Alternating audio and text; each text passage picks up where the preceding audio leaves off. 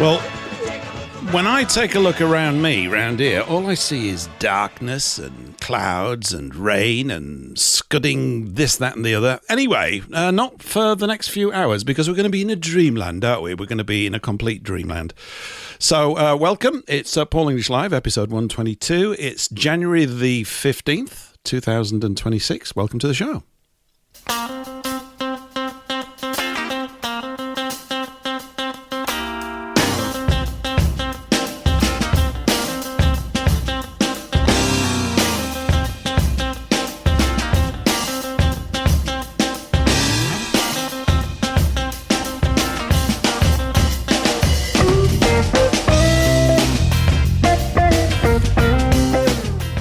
And I think we've got a right old grab bag of things tonight. I've got a grab bag. In fact, I actually feel and look a bit like a grab bag. It's been one of those days. Actually, it's been a very good day. I hope you've had a good one too. Let's keep it rolling.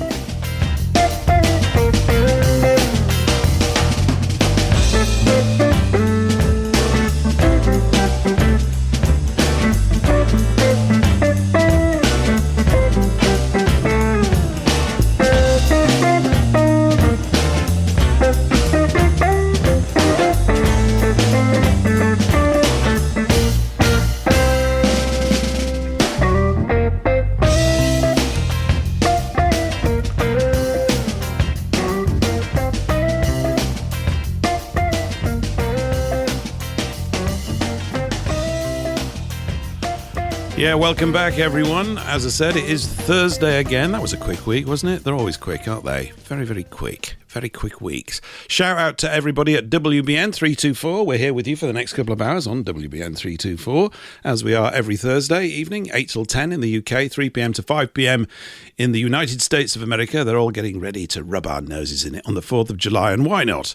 And we're also going out on Radio Soapbox and Eurofolk Radio and Holy Land Radio and Global Voice Network and possibly a few other things as well. But last but not least, shout out to everybody on YouTube and Rumble. Great to have you here again. Welcome back. We'll be scouring the chats for your tremendously incisive and witty comments and all this kind of stuff. So we're looking forward to that. And we're tucked up for, I've got loads of things lined up, but they don't really follow a theme, actually. Alice Gorgeous has come in straight away. She says, Paul, for the love of God, will you not just say pop pickers? Okay, pop pickers, right on. It is. Actually joining me in the studio, you couldn't hear him, he was just barking in my ear just then, bending it, something rotten, is Eric Von Essex. Eric, good evening, welcome to the show. Yes. Yeah. And thank you very much for having me on the show. And I think we're going to talk about RAF banter tonight, aren't we? It's Jolly Wizard. I think you are. You know, I think I figured it out. Wizard praying. Have you really? Well, it's like Yes, the constipated Clark that worked out with a pencil. Paul, what have you figured out? This is it out. mayhem at the beginning Eric? of the show. Paul, what have you figured out? Yes. But it's fun mayhem. Eric is exceedingly loud and Paul is exceedingly quiet. I think your cat ran across your soundboard again, Paul. Really? Check your levels. Check your I look buttons. lovely here. Let me just turn my check. microphone down. Oh, and So everybody brace yourself. And while you're not sending audio to the studio, so that was let me a just rather have a look. interesting yet sparse intro.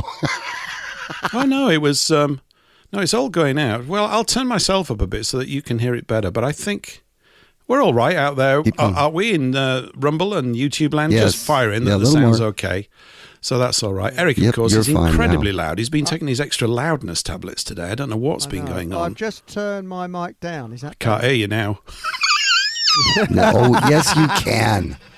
Yeah. Is that okay? I got it down to about 72%. Go up to 80. Go up to That'll work. 80. Go on. We'll give you a little bit, but we'll give you Yeah, some go up more to 80. percentages. Isn't this Right, fun, I'm up everybody? at 80 now. How's that? Is that better? Yeah, it's brilliant. Right. I'll do a hearty laugh. No, I won't. Right. Is that My okay? level's okay. We've all got lovely levels. Yeah, there we go. Okay. We've all got all right, lovely we got levels. the technical trouser stuff out of the way. Yeah, absolutely. Excellent. And so far, everything that's supposed to work is working. Last week, I think I had to fiddle with my technical trousers for the first few minutes, but I just like doing that anyway, to be quite honest, as you all know. It's just one of the perks of the job. Anyway, Eric, had a good week? What's your week been like? He's gone now, completely. I think he turned himself all the way down. There you go, Eric. I'm still here. Hang on, I just checked. Yeah, You are a bit. You are still here. Okay, so we're still not quite there yet. You are a little quiet. You're still a little quiet. I think you are. I'll alter it a bit more. Yeah. I'm normally a bit quiet. Let's. I'll change it up to. Where are we? Device property. Oh yeah. Shall I go to 85? Do you still have him turned down on your end, Paul? Yeah, in well, your no, studio. It's okay. Kick All right. Yeah, well, it's quite important, really. How's that? Anyway. Is that better? I've got an 89 now. Yeah, 89's lovely. I love 89. It's one of my favourite numbers, I like actually. 89. Yeah, yes. It's great. Why not? It's fantastic. Anyway, where were we Okay, before we started fiddling around with our cables and things? Yeah, what kind of a week you had, Eric? You had a good week? Yeah, sort of. It goes so quick. Time, they say, as you get older, speeds up, but it's going like a rocket now. We were just leading up to Christmas, and suddenly we're in the middle of January. Have you noticed that? Time is just going at a terrific speed. Mm-hmm. Or is it just me? No, it does go. It's fantastic. Now, It's fantastic. Look, everybody grumbles about the beginning of January, and of course it starts, as I say, on Boxing Day, and here we are, we're halfway through it. It's nearly 2027, yes. Everybody. Cool. That's right. Yeah. But, when you think about it, do you remember the millennium thing with the 2000, where all the computers were going to crash? That was a load of bovine excrement, wasn't it? Do you remember that? When they said you've got to have a bucket of water ready and all your computers are going to go... They didn't. Yep.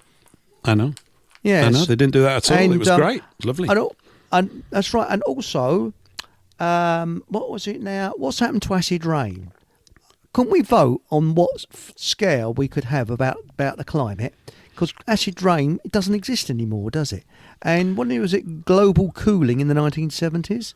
Oh, I loved a bit of global cooling, mate. It's great. It is lovely. It's kind of like it's like the opposite of global warming, but it's just as interesting. Yeah, it's fantastic.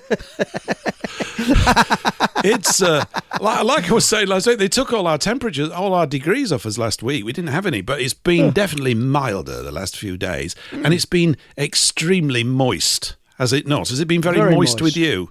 Very. It certainly has been moist, and what's got me though is the humidity. You can't get the humidity down. It's about 80%. You open the windows and it's still 80%. It's absolutely dripping everywhere. With very humid. Yeah. Yeah, it is. Oh, yeah, it's humid, all right. I've quite enjoyed it. I'm still doing this pathetic thing where I come out... I don't go out the back door to come into the radio shed. I think I mentioned it last week. These are the exciting things that happen in my life, everybody. These are very, very exciting things. So I'm still going out the front. Yeah, I go out the front door because it's raining, and I go out with a half-drunk cup of tea. And by the time I get to the shed, it's full again. It was great. So it's like everlasting tea. A bit cooler, of course, by the time I got there, but it's really good. And you'll be very pleased to know that I've been keeping up my end with regards to clotted cream on scones. I've had one every day this week, which is a bit much. And I'm possibly looking plump, but I'm not, because I'm not looking, I still feel okay, but I haven't taken a look. I don't look. Oh, you can't have enough of it. Although I am informed that it's better than me eating chocolate and stuff because there's no sugar in it. Is there? I don't think there is. No. There's no sugar in it. I tell you what you can. I tell you what you can get though. Well, I mean, when you think of it, fats they reckon are good for you. Some fats, lard and things like that. Where in the 70s they said, "Oh no, you've got to have these vegetable fats, which are not that much cop." So they say. I'm not a doctor. I'm not an expert. I'm just going on second-hand information, and I could be totally wrong. So please look it up for yourselves. But I now cook with lard, where I never used to. I used to be sort of vegetable fats. I don't use vegetable anymore. Mm-hmm. But I think that with cream, you're perfectly okay. And if you want to, with chocolate, if you're a chocoholic, try getting 100% cocoa.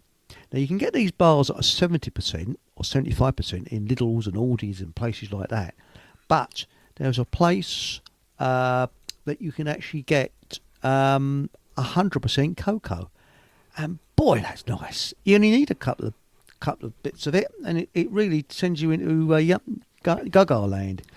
I know. I keep on getting all these dreadful cocoa shortage reports from people, though. They keep on saying that cocoa's running out, or that there's been a bad cocoa crop, or whatever it means. But I'm not too worried about that. I don't think we need to be bothered about anything like that. It's a wonderful week, isn't it? It's a wonderful week for everybody here. I know, I'm obviously too cynical for all this kind of stuff, I suppose. But isn't it the case that, let's have Rupert Lowe tell us, okay? Rupert Lowe said this, I think, yesterday, and then we can all cheer and go, yippee. Good evening, everybody. Good news. Keir Starmer has just announced he's abandoned plans to implement compulsory digital ID. I think this is hugely good news for all of us. It shows what can be achieved when sensible MPs get together and with public support make their views known. Nearly 50 MPs signed my open letter to Keir Starmer on this subject, to which we were implacably opposed. And I think we can say this is a victory for common sense. It's a victory for all of us. And we can safely say now that we retain our freedom. Another slice of it has not passed to an oppressive nanny state. We've got 3 more years to go, and we must collectively use this as the template to fight the nonsense that's being peddled and promulgated in this country now. So well done, everybody. Have a large drink to celebrate this evening. Slurp. Yep, I just had one. What do you think, Eric? Think it's a good thing? I mean, I think it is a good thing, but I don't want to get carried away. It's an excellent thing, but the trouble is what they do, they're very, very snidey. It's like with the petrol protest about 20 years ago, when the government backed down, waited until the dust settled for about a couple of weeks, then doubled the price of the petrol. Nobody said a thing. And they slide these things in a sideways way. They're very crafty, because remember, governments they owe their survival to social engineering. And that's how they owe their survival, because if the people knew the truth, the government wouldn't be there. So that's it. So I think this is a back down. I hope it is a total back down. I hope we don't have this digital ID. But I don't want to sound pessimistic, but from the past, governments, when they seem to back down, they do something snidey, and they pull the rabbit out of a hat at a later date. So it's going to be quiet for a couple of weeks on digital ID, and then suddenly it just be crept in very slowly. Yeah. I don't trust these sods. I really don't trust them at all.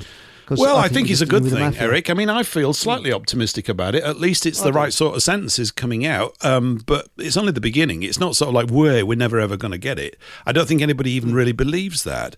I think even Lowe was... this is just the beginning, really, of something. But you're right. What they do is they tend to slope off. They won't have... the press won't talk about it at all, because they're all working in, union on all these sort of stuff. And then they'll pickle something else around the back end, as it were. And you'll find out that incrementally that they've basically put it in place anyway.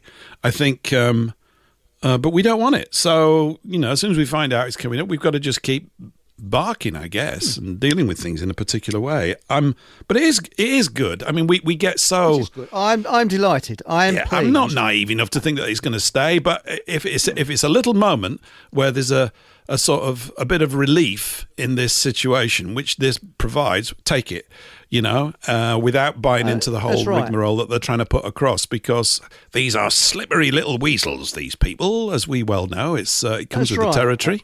And also, sorry, I didn't mean to talk over you. No, it's fine. Could Keir Starmer put a paper bag over his head so we don't have to see him with 2 eye holes? Because, quite honestly, it's very upsetting. Upsets the horses, and it puts people off their meal.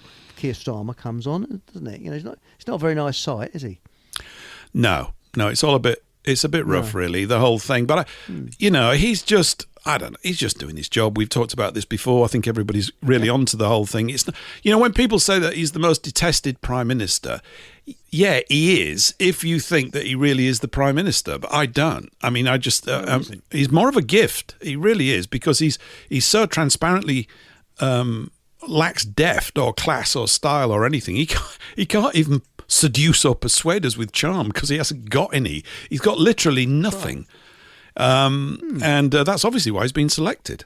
This sort of dead robot thing that they've put out there, that's the best act that they've got, or the one that they want most appropriate for this time. But no, it's a good thing.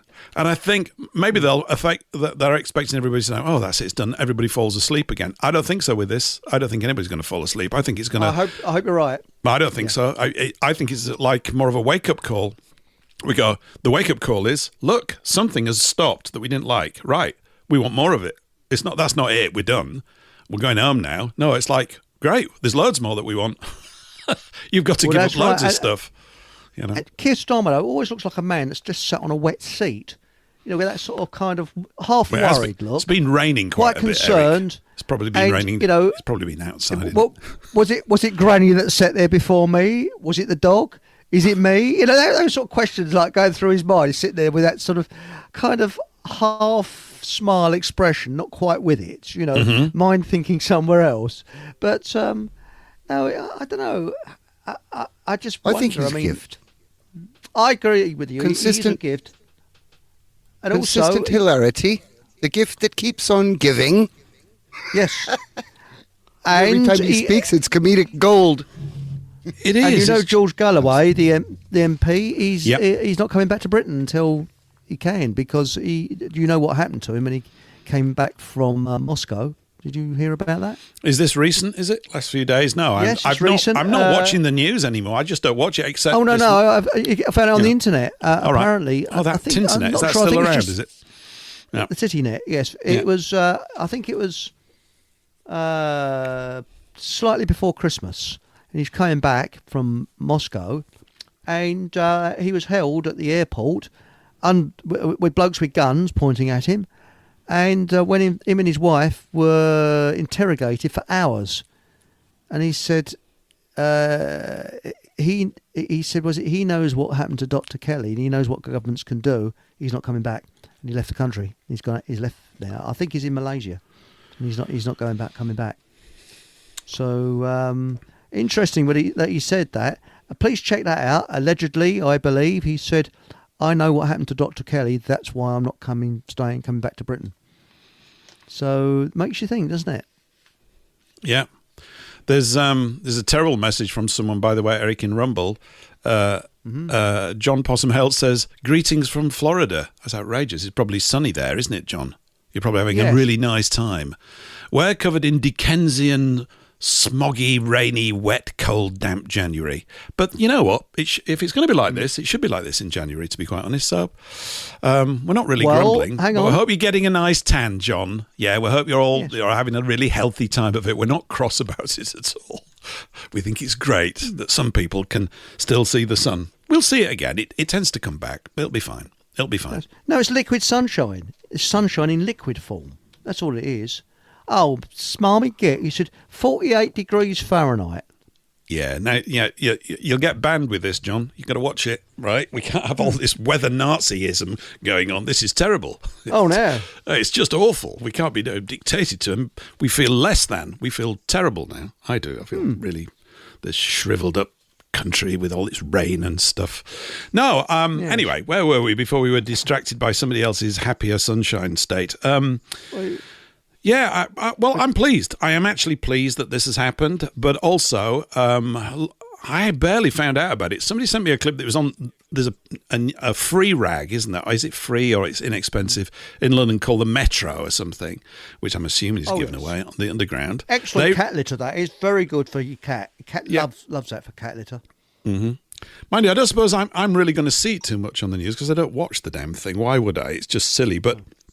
I don't get any sense of a big sort of thing about it. So we're right to keep one eye peeled, keep them both peeled if you can, and just watch this space and see what sort of nonsense they're going to try and get up to later on.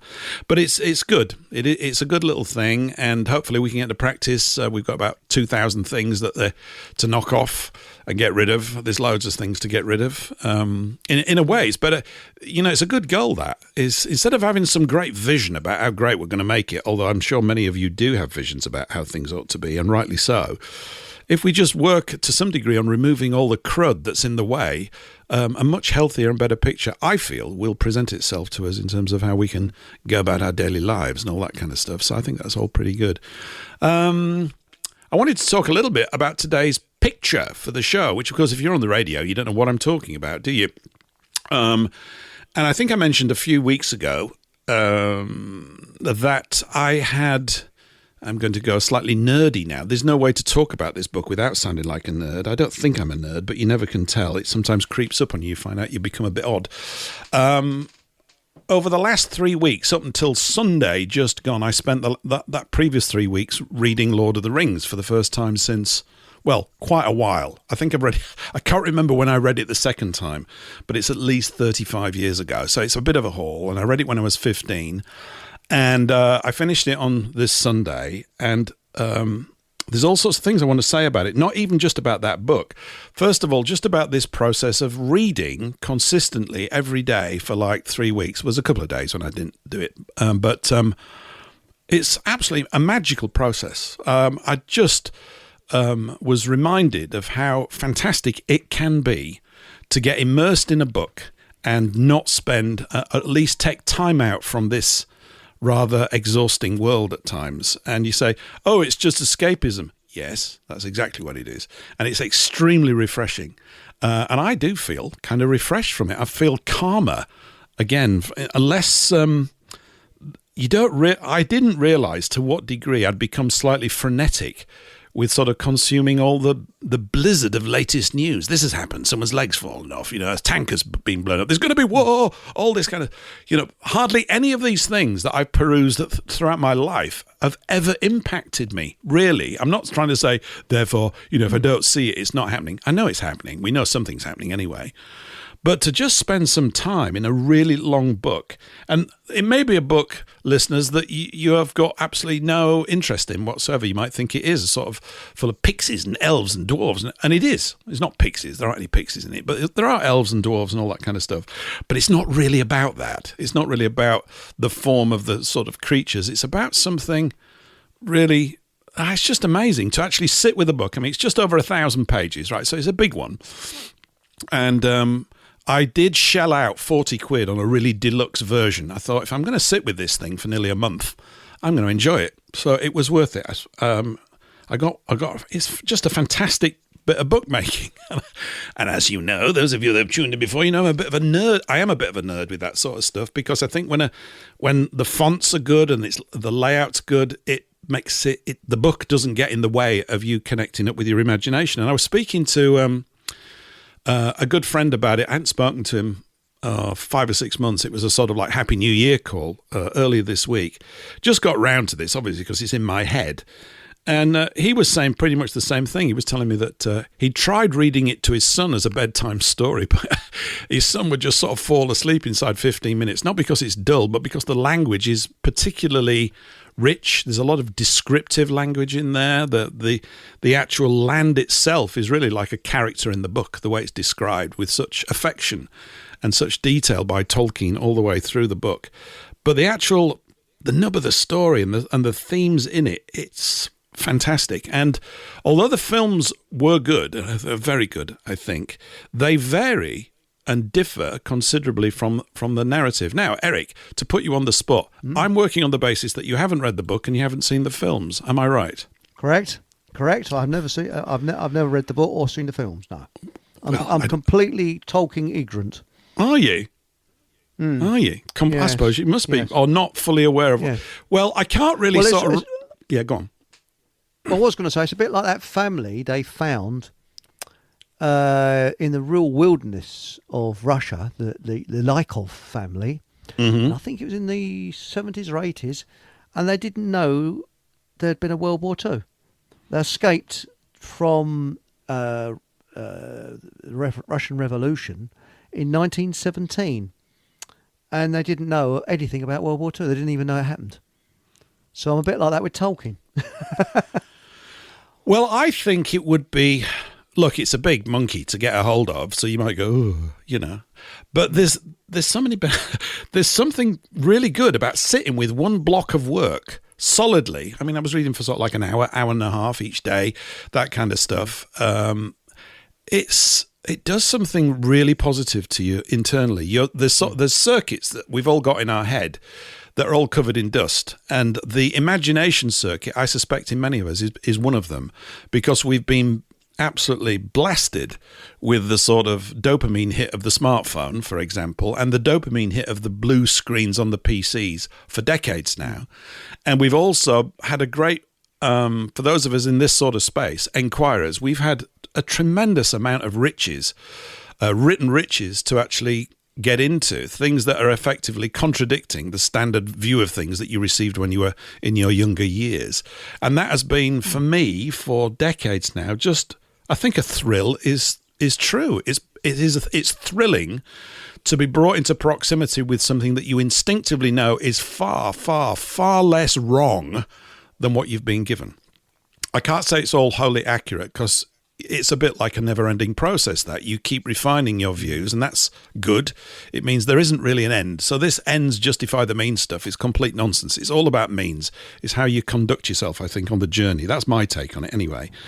But it's just good on a personal level. I mean, like I said, in the West, we don't tend to do meditation. I know many people do. I'm not against it. I sit down and have quiet moments as well. But I find, for me, anyway, this little period, these last 3 weeks, reading this book and going through it has put me into kind of a totally different space. Whilst, the first couple of minutes, of course, I've still got the house going under my ears. And then it slowly gets zoned out.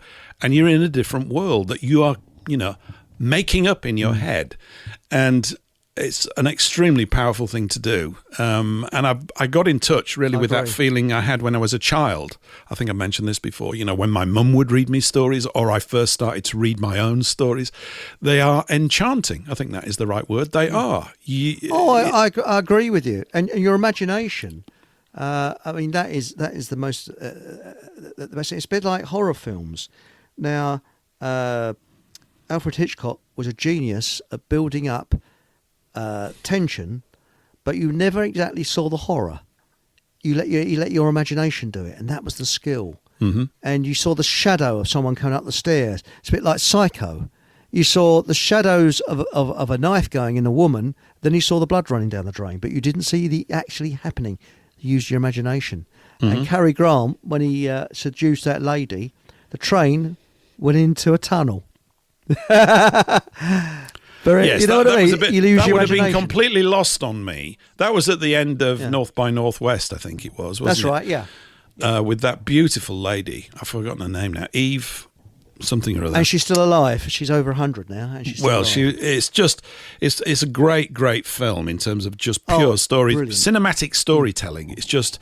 You just anything that's cut and edited and has got that sort of chase in it. Films with chases in are just always good, aren't they? They're compelling. You go, what's next? And all that kind of stuff. So it's brilliant stuff. But, there's a comment in here from John. John Pontis says, Peter Jackson's Lord of the Rings was the last feature film I enjoyed. Not one decent film since then. Well, I know what you mean, John. I think there's probably been a couple. There's a couple that I could talk about. I don't want to just move over to that just yet, but there are a few, I think, but they tend to be few and far between, because I think that the cinema versions of things has tended to go the way of pop music, which is that it's copy and paste, a lot of it. I mean, it's just formulaic junk.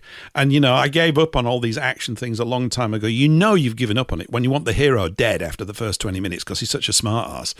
I do. I mean, I'm just going, can we have something different for once? I just know what's going to happen. I could watch 5 minutes of a film and go, and I've said to my lad, I said, do you want me to tell you the rest of the plot? He said, you don't know it. I said, yeah, I do. I just do. Yeah, it's the same old plot. It's same stuff. And what they did in the 80s and 90s was they did surveys and they found that people want this and people want that and want that. So every film had the same sort of plot in it.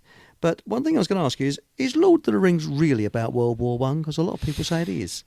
Well, it's obviously driven in great part by Tolkien's personal experiences in World War I, which were considerable. There's a whole section in there where they are the three of the main characters. I think you ought to try and give it a go. It's quite magical. Yeah, I'll give it a try. I can't sort of force anybody to do it. You can't do that. Oh, no, I will give it a try though. Well, you might give I it. think it's worth an hour. Yeah, give it now and see how it sits with you. It's amazing, and of course, it's denigrated by the critics. Oh, that's for children. Of course, that's the reason why we read it. But it's for educated, intelligent children, and a little bit more than that as well, because there are all these themes. But yeah, he went through World War One. He was in the trenches, and there's a whole section. I forgot what it's called. It's through the marshes or something. I can't remember the title of the chapter, but there's 3 of them trying to get through these marshes. And it's a hellish landscape that is painted that they're walking through. It's all these sort of ponds and bogs and everything. And when one of them looks into the waters, he sees dead people, a lot of dead people floating around in the water. And he is informed that there was a battle here a long, long time ago. Huge loss of life is the implications, which there was, and yet they didn't die, because there is this element of magic within the book, what we would call magic, other forces at play, and they are preserved in the water. And it's done very well in the film, is that as well. There's certain bits in the film that are done well. The whole thing is done really well. It's just edited out. But and many people here will be familiar with the story, but there's also a lot of sections which were lost on me when I was younger, which talk about a darkness, as it were, moving across the land. And it's represented, it's literally portrayed as dark clouds, a change in the atmosphere. The characters all feel subdued or oppressed by some heavy negative force that's moving into the space. And as I'm reading this, I'm thinking, oh, right, so Northern Western Europe in 2025, because that cloud that's been over us is the similar sort of thing. And it goes into it in a great detail, so that you end up beginning to perceive that these emotional forces that are in play on us all the time are extremely potent. And I guess we're raised to just dismiss that, like, oh, I just feel a bit funny, as if the feeling is not really important. But I think it's massively important. It's a sort of condition of buoyancy that you're after. And the book is, it's not graphically written. He doesn't need to do it. I think some critics have said that it's not hard enough or heavy enough. It's not. You don't hear about blood and guts, but if you actually read the descriptions of what's happening, the amount of heads that are being chopped off and certain incidents that take place, this is a bloody book. And it's about, it's literally your epic battle of good against evil. And yet it shows how this evil came about. And it comes about in terms of a lack of concern for things. It's a gradual process, because the book is set, it's over a huge period of time, but the opening bits with where this ring is originally forged is 2,500 years before the events of this book take place. Something's been percolating in the earth. It's just wonderful. It's absolutely, and it's unique. It does sound wonderful. It is. It's absolutely. It's amazing. I mean, I'm bought into it because I read it at 15. We all read it at school, but. And it's dismissed as, it's just that other book. But it's unlike any other book I've read. And I could say that about other books as well. And of course, people have said... It had an energy, did it? Or a frequency? It's a kind of energy from a generation that is now... It's about gone. Europeans. It's about us. It's about the English, of course, because that's who he knew. But he draws in these myths from Iceland, from Finland. They all form a part, because you have to understand to some degree who he was. I mean, he was... a linguist. He did a translation of Beowulf, which is this ancient Anglo-Saxon poem story.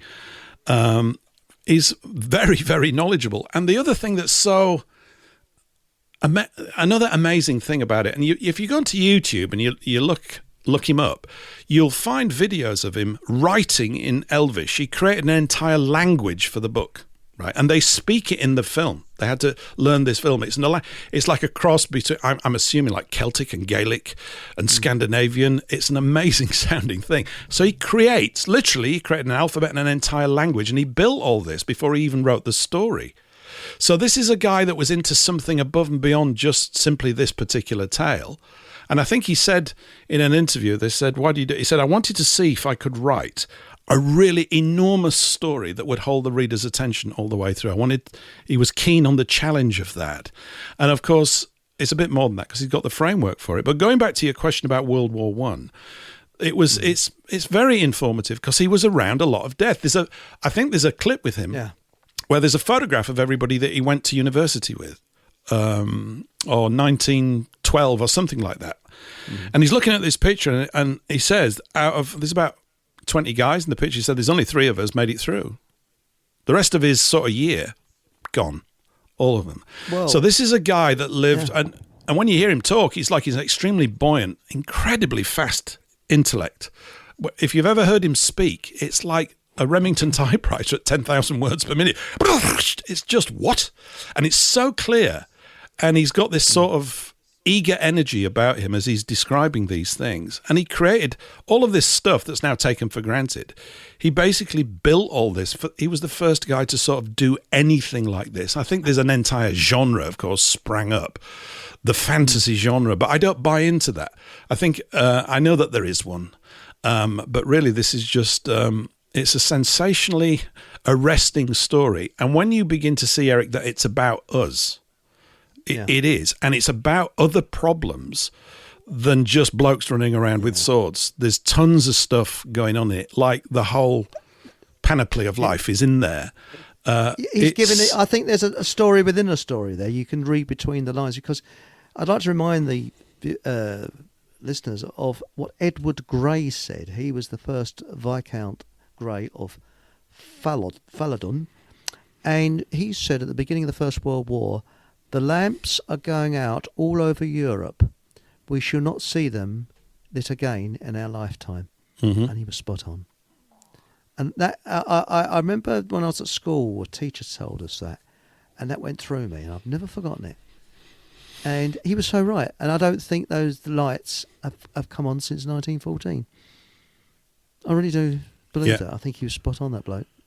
The lights went out of Britain in 1914, and that was it. And we've just been going downhill since then.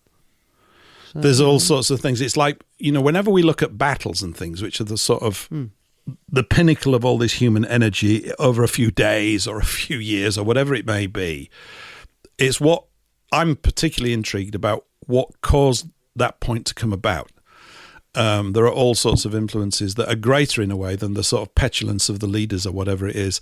But the characters in the book are not all perfect. One is, just about. One or two are. But you've got sort of, I guess maybe you'd call them archetypes that would pop into your head. But there's so much of it that's English. I'm not trying to sort of be snotty about this. There just is. The whole, like Hobbiton, if you go and see the film, you could always read the book later. The film is slightly different. There are certain plot themes and situations that are taken out that would have dragged the film. I mean, the films as it is, I think in the extended versions, they come in at just under 12 hours, right? So this is a big film. Yeah, and you could have done a film 50 hours long on this. You could have really, and it would have been gripping all the way through. But yeah, you can't get people to sit down for that long. And the scale of producing something like that is considerable. But and another thing, I'm just going off to one side really, just tapping into the war thing. The director of that's Peter Jackson from New Zealand, and I think they're about to do another one called The Hunt for Gollum or something, which I'm slightly dubious about, but you never can tell. However, Jackson's the guy that then went on in 2018 to do the World War One documentary or footage, They Shall Not Grow Old, which in a way brings him full circle, because that's what Tolkien went through, and much of these scenes in the book of all these dead bodies in these ponds, of these colossal battles that took place, you've got to feel that, Tolkien's participation in the lovely war, oh, what a lovely war, obviously undergirds all of that and his perceptions of it. I suppose there's not a great deal of romantic interest in it if you're into that aspect of things, but it's definitely there. It's just he doesn't dwell on that. There's a great momentum in the affairs of men and hobbits and dwarves and elves, and they've all got their different characteristics and qualities, and they sort of spark off one another, but always in a very civilized way. The other thing that I think you might be enriched by, is the sheer civility and decency of nearly all of the characters when they're interacting or when they're under the greatest pressure. They never manage to speak like yobbos. I know you could say, you know what an English Tommy sounded like in the trenches. I've got a good idea, right? But Tolkien's appealing to something else, a sort of that chivalric spirit, that there's an appeal to nobility. Yes, I agree with you. And he's doing it on purpose. You know, it's studied in that way, and it harps into these sort of classical myths of the great heroes, all that kind of stuff. So it works. But there are no more heroes, are there? But who's a hero now? Just think about it. There's the audience here, Eric. There's you and me. There's Paul. Yeah. We're doing our best. We might be threadbare and have holes in our shoes, but we're grinding away, aren't we? We're pounding away. Yes. But there's no heroes. I mean, that song by was it the Stranglers? No more heroes anymore. When we were young, we had Steve McQueen to look up to, and people like that. You know, the Magnificent Seven, and all these sort of heroic people.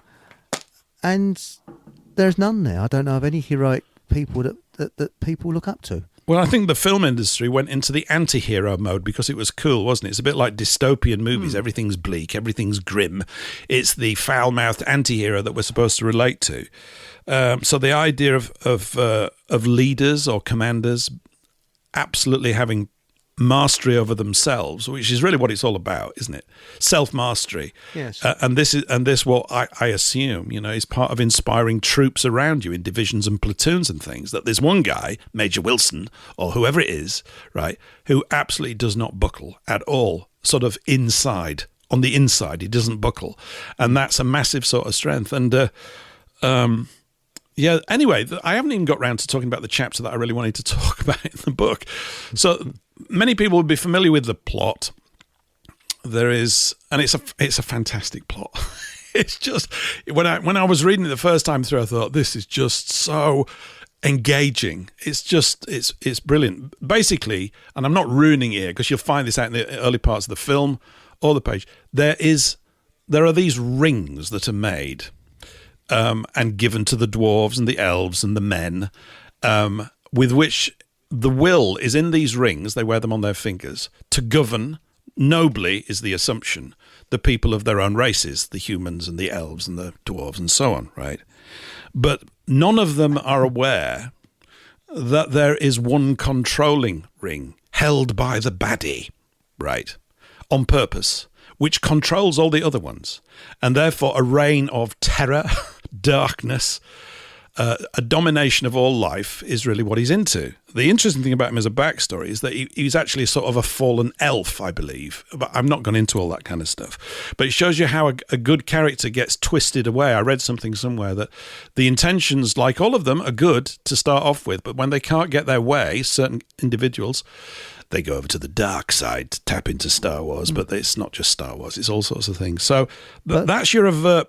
You know, that's the main plot of it. So you've got this situation. I'll finish this just to lob this into your head. Terribly sorry, I was butting in. No, it's there. all right. This is just one of these really wonderful dynamics of it as a story. Is the good guys at the beginning of the book have inadvertently, let's put it that way, got hold of this ring because it gets lost for 2,500 years, and it's how this ring affects anybody that's near it. The ring itself chews people's insides and brains up. They go wonky, right? This thing's up, and they all think that they can pick this thing up, right, and use it against the bad guy. This is a massive mistake. If they try to do this, it's because it gets worse. So there's all this dialogue, rightly so, about the dangers of this thing. And of course, you've got this great conundrum. So it's like being given the greatest weapon on earth to destroy your enemies. But it's, if you pick it up, you'll become like them. You don't understand so you can't pick it up. You've got to so the whole quest is to destroy this thing, which is against some of the instincts of some of the people that are involved on the good side. They're going, well, no, if we pick it up, right, we can chin him, that kind of stuff, right? So it's a fantastic dynamic, and how it perverts the insides and the souls and the mental capacities of the carriers of this thing. It does stuff to them. It's just the most wonderful, it's a bit like if you were a kid and said, here's a magic ring, yeah, it makes you disappear, yeah, and you can do all sorts of stuff. Cool, give it to me. Yeah, there's one kicker with it, yeah, you'll lose your soul if you pick it up. That's kind of what happens, right? So it's a. I'm not saying it's a plot device. That's the whole. That's the quest. That's the quest part of the story. But yeah. You were going to say something. Sorry, Eric. No, what I was going to say is the director of Lord of the Rings was Peter Jackson, who's a New Zealander. He's also a fanatic on the First World War, and he's got a museum and everything, and aeroplanes and vehicles from the First World War. Yeah. Not many people know that.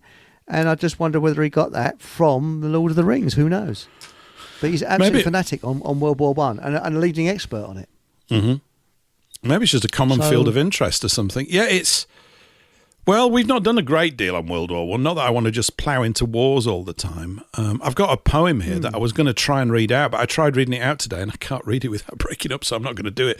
I need to record it. I'll put it in a show later on. I've got something coming up about poetry as well, everybody. So it's one of those. This is a reflection of the sort of week I've had, which has been a pretty good one. But there's into sort of modern day. There's a chapter towards the end of the book, which is not in the film at all.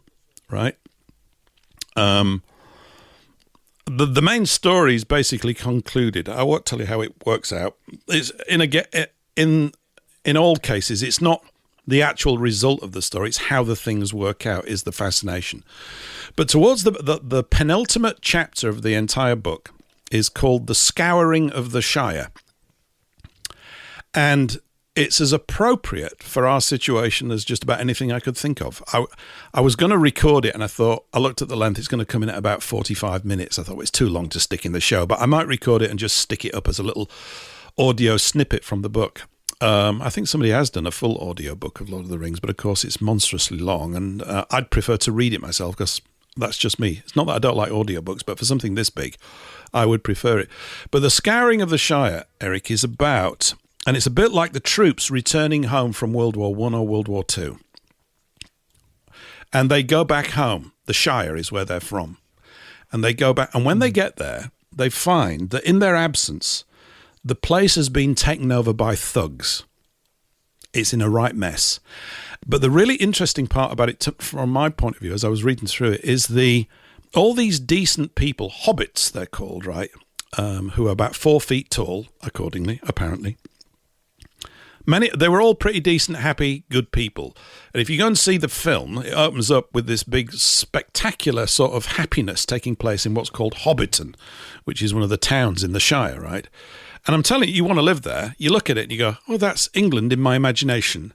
It is literally ridiculous. You go, yeah, I want to live in those little cottages, in those little hobbit holes, and I want a river, and I want all this stuff. I've mentioned this before, and I want the pub, and I want the dancing, and I want all of these big vegetables being grown. It's just the most wholesome thing down to earth. It's pretty much what really Foodfinder's hub is going in this of getting us connected back with actuality as opposed to drifting off into some digital weird space completely, a little bit of digital, but not 90%. Thank you very much. That's my sort of take on the whole thing.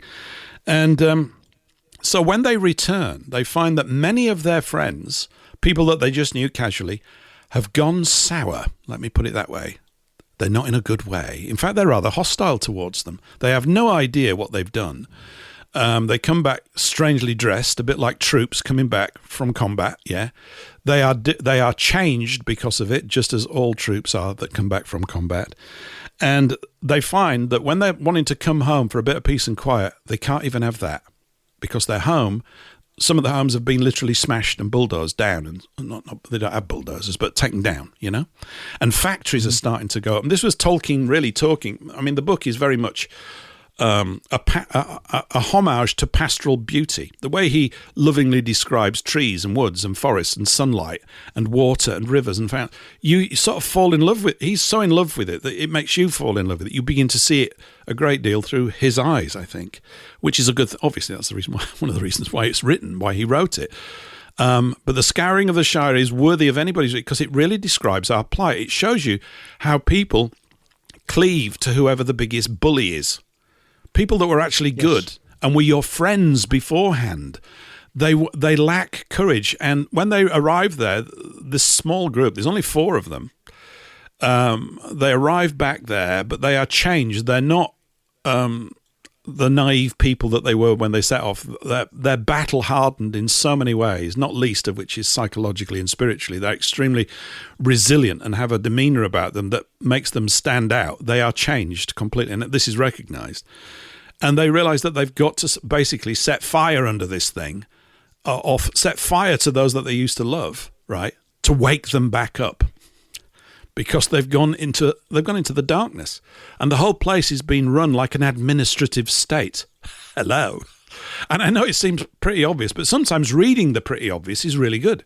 It's a very direct sort of analysis, and he wrote this in the 1950s, really envisioning, what was coming. So he was very much against the industrial age, this automation of things, the ruination of forests and trees, things that had been around for a long, long time that you don't realize until you've got rid of them are actually part of your fiber at some other level, I think. That's my take on it anyway. So, Patrick has actually mentioned something very interesting here. I don't know if he's in the studio at all. I'll have a look. But he's just said, Paul, I'll let him say if he's in the studio. No, he's not. He's not here at the moment. What he said is the ring represented usury. In The Lord of the Rings, Tolkien based it on Richard Wagner's Das Rheingold opera about the Rothschilds' hold on central banking in Basel in Switzerland. Yeah, now that's interesting. Well, I've read that before. I think Tolkien would probably refute that, unless there's some interviews with him where he says it's exactly about that kind of thing. But because whenever anybody talks to him about allegory, he goes, no, forget that.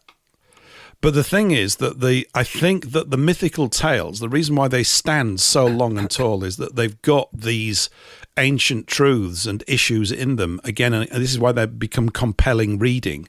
You'd have another version of it. I mean, look at the Greek tragedies and all of these ancient things. They have a resonance in your bones because they're about these issues that we're facing all the time. It seems to me that that's definitely a part of it. I'm not a literary critic, right? I don't like literary criticism because it gets too picky, and I bumble my way around it, and I'm quite happy to do that. But, one of the things that we could say, Eric, is that there is a ring of central banks around the earth, and they spread darkness wherever they go, and they draw people towards them because you think that if you get the money, you can put the world right. I used to think that in my 20s, right? If only I could get all this money, right, could get myself sorted out, then we could start to really do some stuff. But you don't realize that in the process of acquiring it, you are morphing into the very creature that uses money to control and dominate other people. That's what you end up becoming. It's a monetised society. I mean, let's face it, everything you do, some bright spark thought, we can charge money for people to park their cars. So they charge money to park their cars. And in one place, I saw a place where you had to pay to park your bike, push bike I'm talking about. Yep. Yeah. And people just ignored it, just put their bikes up against posts, lamp posts and whatever. But the thing is, what you was just describing, there was a film called The Best Years of Our Lives, which was my father's favourite film. He loved that film. Yeah. And that was made, I think, shortly after World War II. And what you were just describing is what the actors saw. It was acted by a chap who was actually a disabled war veteran. He didn't have any hands. Right. And he married, and apparently the poor soul, before he died, he had to pawn the Oscar that he got for the film because he didn't have enough money to survive on. And is that an American film? Really. That's an American film. Isn't film, it? yes. Dana it's Andrews, quite long. It's quite long as well. Dana Andrews, isn't it? It's a real tearjerker. Hang on, I'll look it up. It's was it The Best Years of Our Lives? And my father was absolutely taken by it. He really was. And he I think my mother liked it as well. They saw it in 1946. Yeah. And it's with it is Dana Andrews, Frederick March, Myrna Loy, Teresa Wright. Oh, I was sweet on Myrna Loy when I was young. I thought she was enchantingly feminine and beautiful. Yeah, that's when I was 9 or 10. My mum loved Myrna Loy. She said, "Oh, she's so beautiful." So I just pay attention to whatever my mum said, and I quite liked Myrna Loy. I thought she had these tremendous feminine qualities that I love.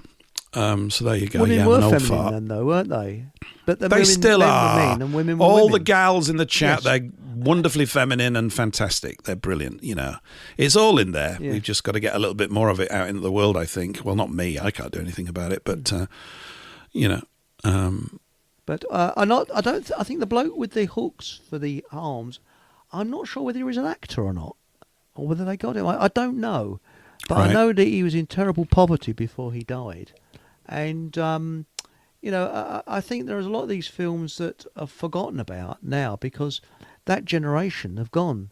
And there's things now about the First and Second World War that a younger generation we don't know about. Certain, you know, the way people thought. People thought differently.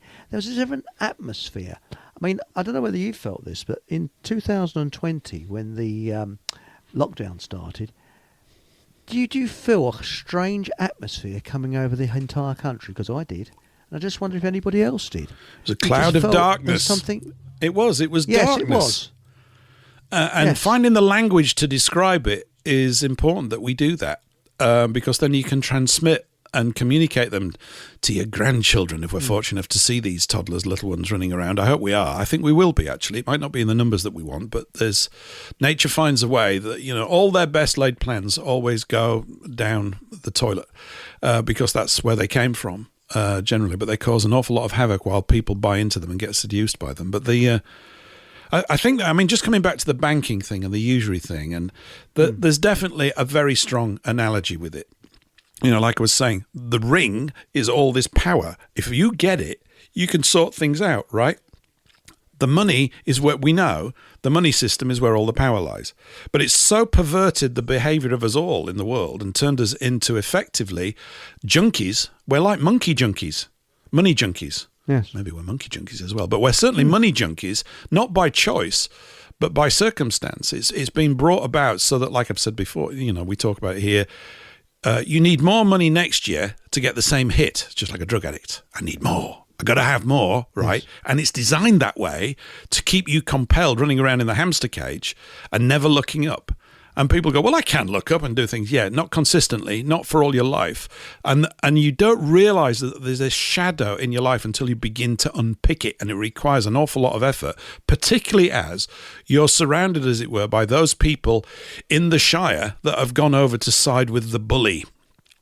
You face and this is why the story is so useful, because they're facing ridiculous odds, right? It's meant to be that way. They are. They're implausibly colossal. The whole situation is mad in a way, and yet there's only one path that they can take, which is a path least expected by the enemy. So, you know, if we were to draw it into the world of banking, we say, well, what do we do with the banks? We destroy them. We have to I've said this before, we have to metaphorically find a way of throwing the central banking system into Mount Doom, where it was made, where it will be melted and disappear and all their power will go. I know I'm talking like a child. I understand that. But you never know where it might lead to. But there is something analogous to that. There definitely is. There really is. Anyway, Eric, we're at the end of hour one. I got more stuff to say about this and a few other things to supplement it with, and some news stuff and some clips. You're listening to Paul English Live here at WBN 324 and other attendant wonderful streaming and video platforms. Here's a song I played. Here's one I played a year back, I think. Here's what I played earlier. Yeah, it's one I played earlier. This is kind of sort of, it's got a certain sort of tone to it, a sort of subdued tone. This is not buoyant. It's 9 o'clock at night, but I like this, and I'm pretty sure this entire thing is made by AI, the whole thing, including the vocal. But I still think it's good, which is sad. Maybe it's not AI. Maybe there really is a female vocalist on it because it's that good. Anyway, we're going to play with this for the next 4 minutes or so. We'll be back after this in hour 2.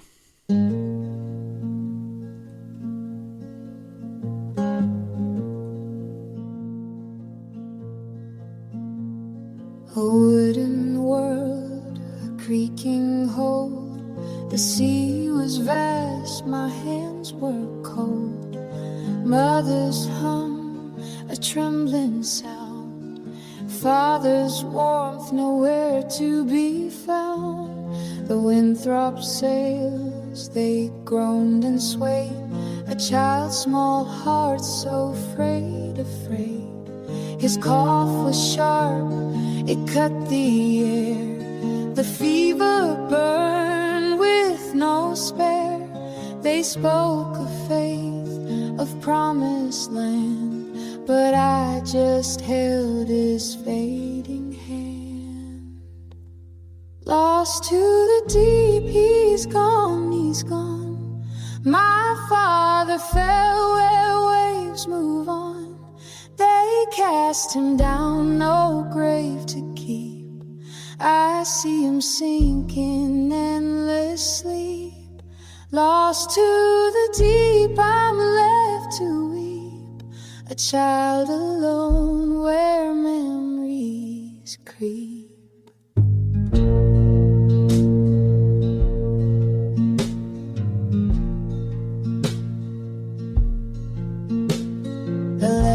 Ships through mist and brine, the ocean stole what once was mine.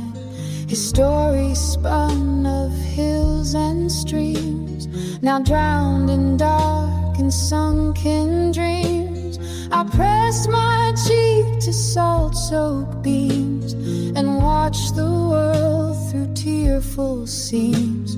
The preacher's words, they stung like rain. No comfort for a child's sharp pain. They wrapped him fast in canvas torn and gave him to the sea. Lost to the deep, he's gone, he's gone. My father fell where waves move on.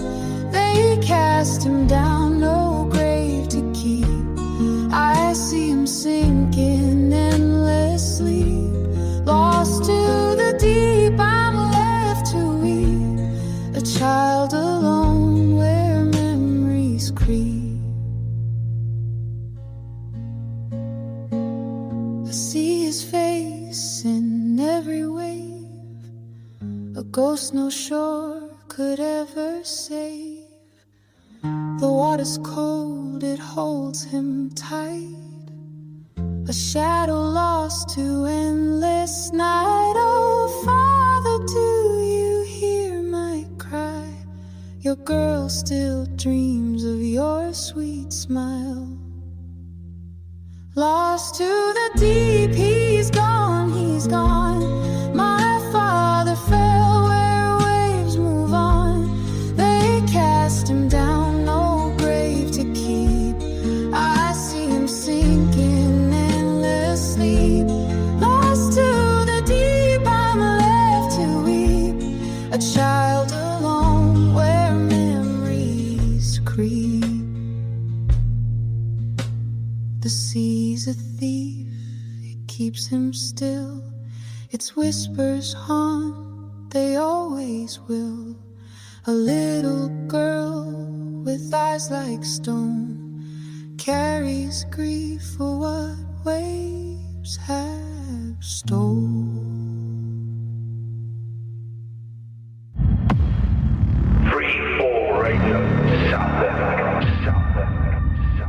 Attention all listeners. Are you seeking uninterrupted access to WBN 324 Talk Radio despite incoming censorship hurdles? Well, it's a breeze. Just grab and download Opera Browser, then type in WBN324.zil. And stay tuned for unfiltered discussions around the clock. That's WBN324.zil. The views, opinions, and content of the show hosts and their guests appearing on the World Broadcasting Network are their own and do not necessarily reflect those of its owners, partners and other hosts or this network.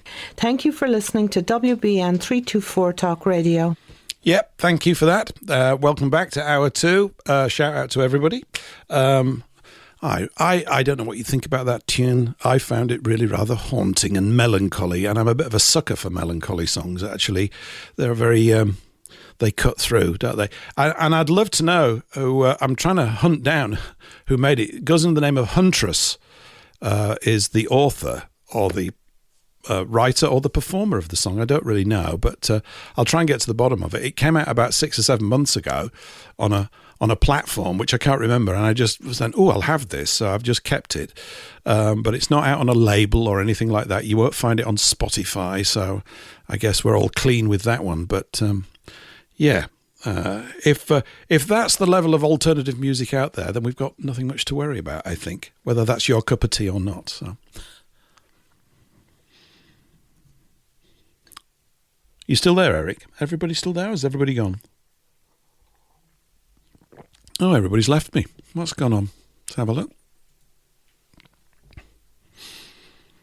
No, I'm still here. I was talking away. I mean, my microphone was muted. So sorry about that, folks. That's all right. But just to let you know, during song Yes. breaks, you don't have to mute your mic. It's automatically done here at this end. There you go. So people didn't hear.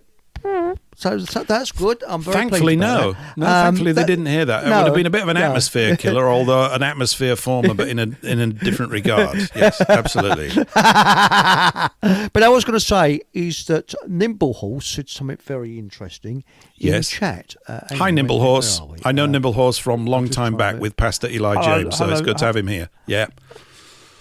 Oh, that's good. Now, he said Franz Ferdinand's license plate on Armistice Day. This is an Armistice Day, was which is prophetically read as 11-11-18. And coincidence, yes, it is a coincidence, not spelt like that. And I say, steady. And also, if you asked any World War One veteran, or most of them, you said, "What is this war about?" They wouldn't have been able to answer you because very few people knew what the war was about, and they said, "Oh, it's Franz, it's Ferdinand," but in reality, it was about Britain wanting to stop Germany building a railway across the Middle East to transport oil directly into Germany. That's what it was about. Yeah. And Britain needed an excuse to stop that railway getting built because battleships used to run on coal, and then they found that oil was much more efficient.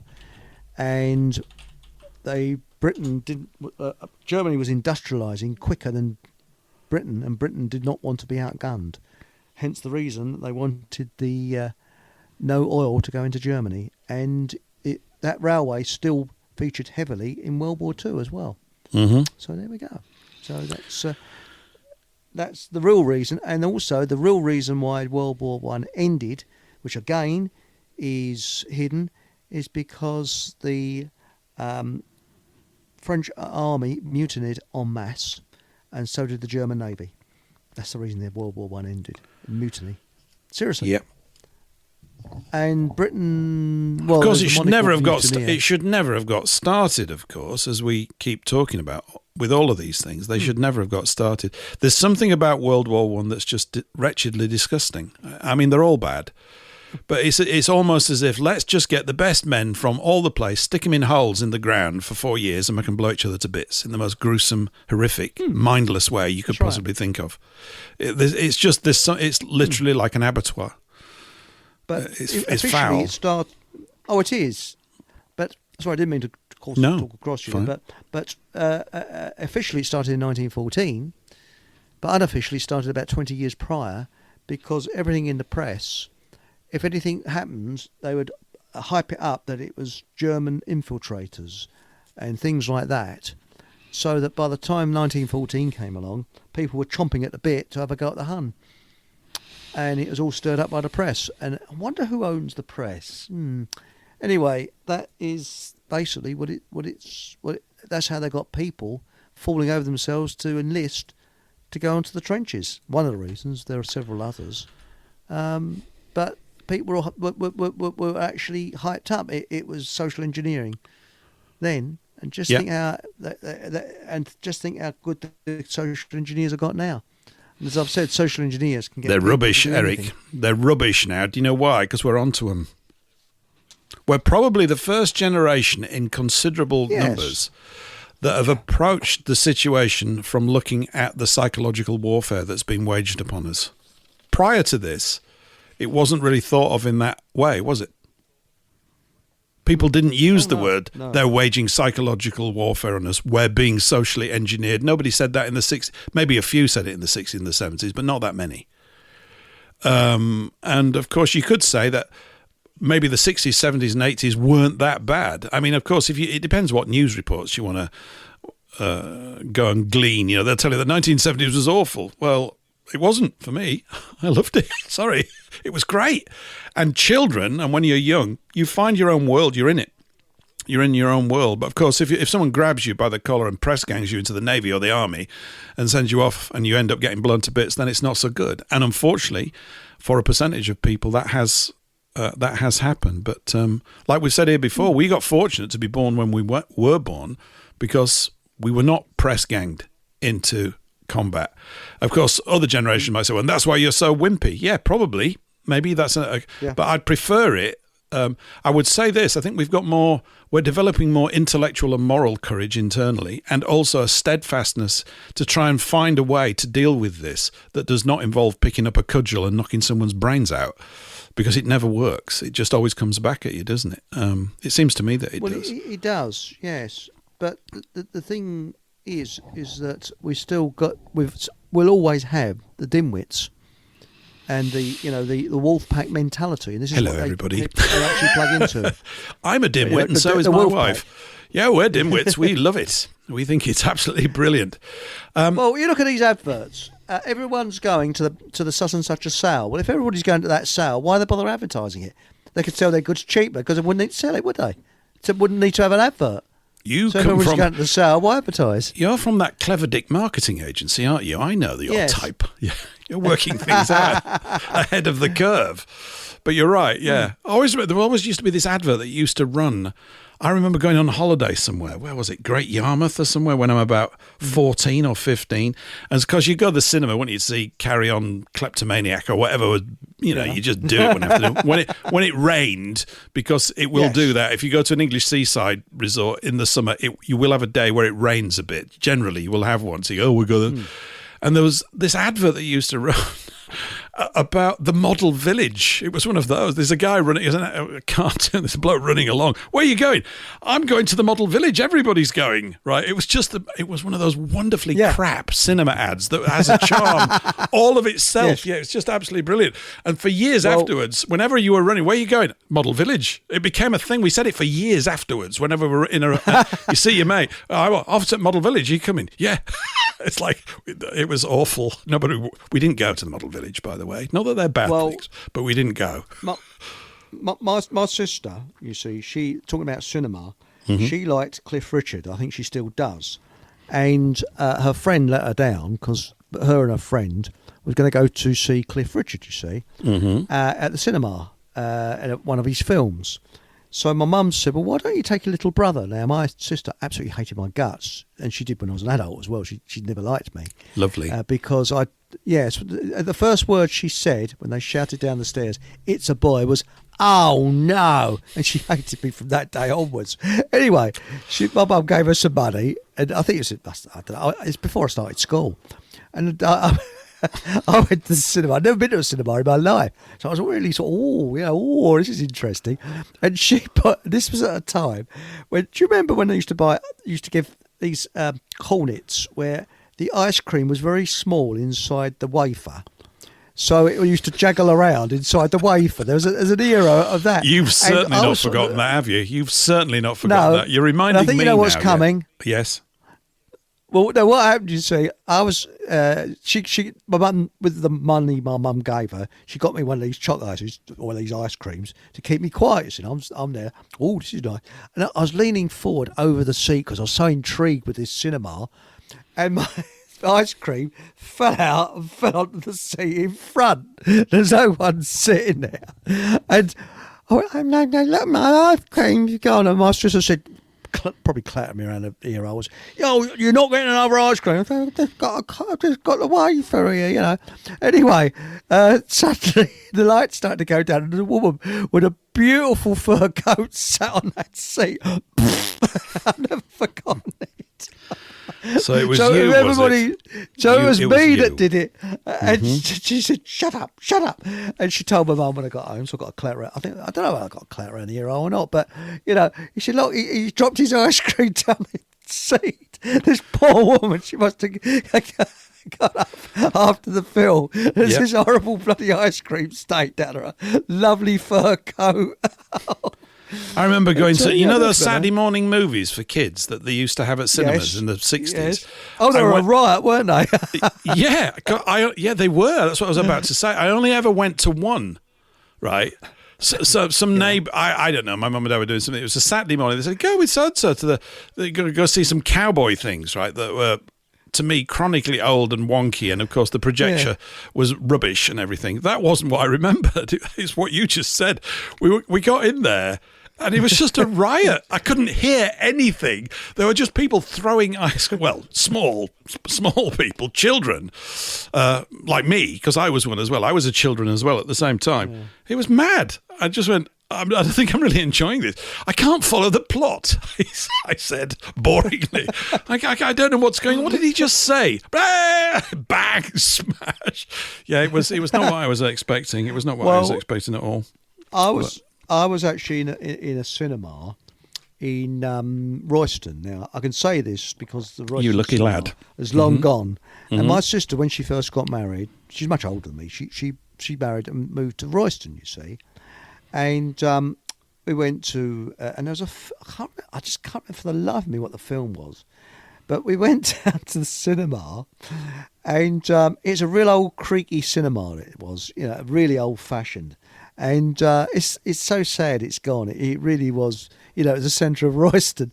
And we got in there, and this reached the newspapers. I think it reached the national newspapers as well. The projectionist put the wrong film on and put a porno film on instead. Oh. There's all these mothers and children all sitting there. I think it was Planet of the Apes or something like that was watching.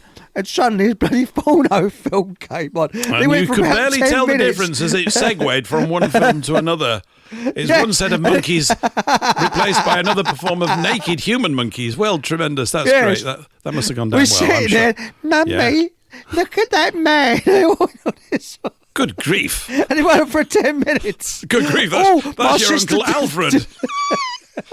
My sister Dolly's got curtains just like in that bedroom, Anyway, but he went on for such a long time because the projectionist probably went out for a cigarette and didn't realise he put the wrong film in. Yeah, and it's seared an image into your brain that's not left it, has it? It's seared in there. That's how powerful this stuff is. No. Anyway, sort of returning a bit back to the sort of literary thing, I came across, it's not really a literary thing, actually. This is a clip from, it's 4 minutes long, so it's a little bit longer than I would normally play, but it's quite interesting. It's very boring in the beginning, but you have to hear the boring bit to get the impact at the end. This is from Question Time. You've heard of this hilariously interesting program where they don't ask any decent questions, right? They barely don't ask them about the things that we really want them to be asked about. Bullshit time, as I prefer to call it. Sorry, Gershwin time, yes. Anyway, this is one with Peter Hitchens on from, I think, about 10 years back. And it just popped up this morning, and it was only about 4 minutes long, so I listened to it. I thought, that's really rather interesting. And it taps in to something we've talked about with regards to education of children. Okay, but it also has a literary bent toward the end. You'll see what it is. So I'll just play you this, and you see what you think of this, because this I quite liked this. It was good. Can the panel please recite a poem that they learnt by rote at school and explain how this has been useful in their subsequent careers?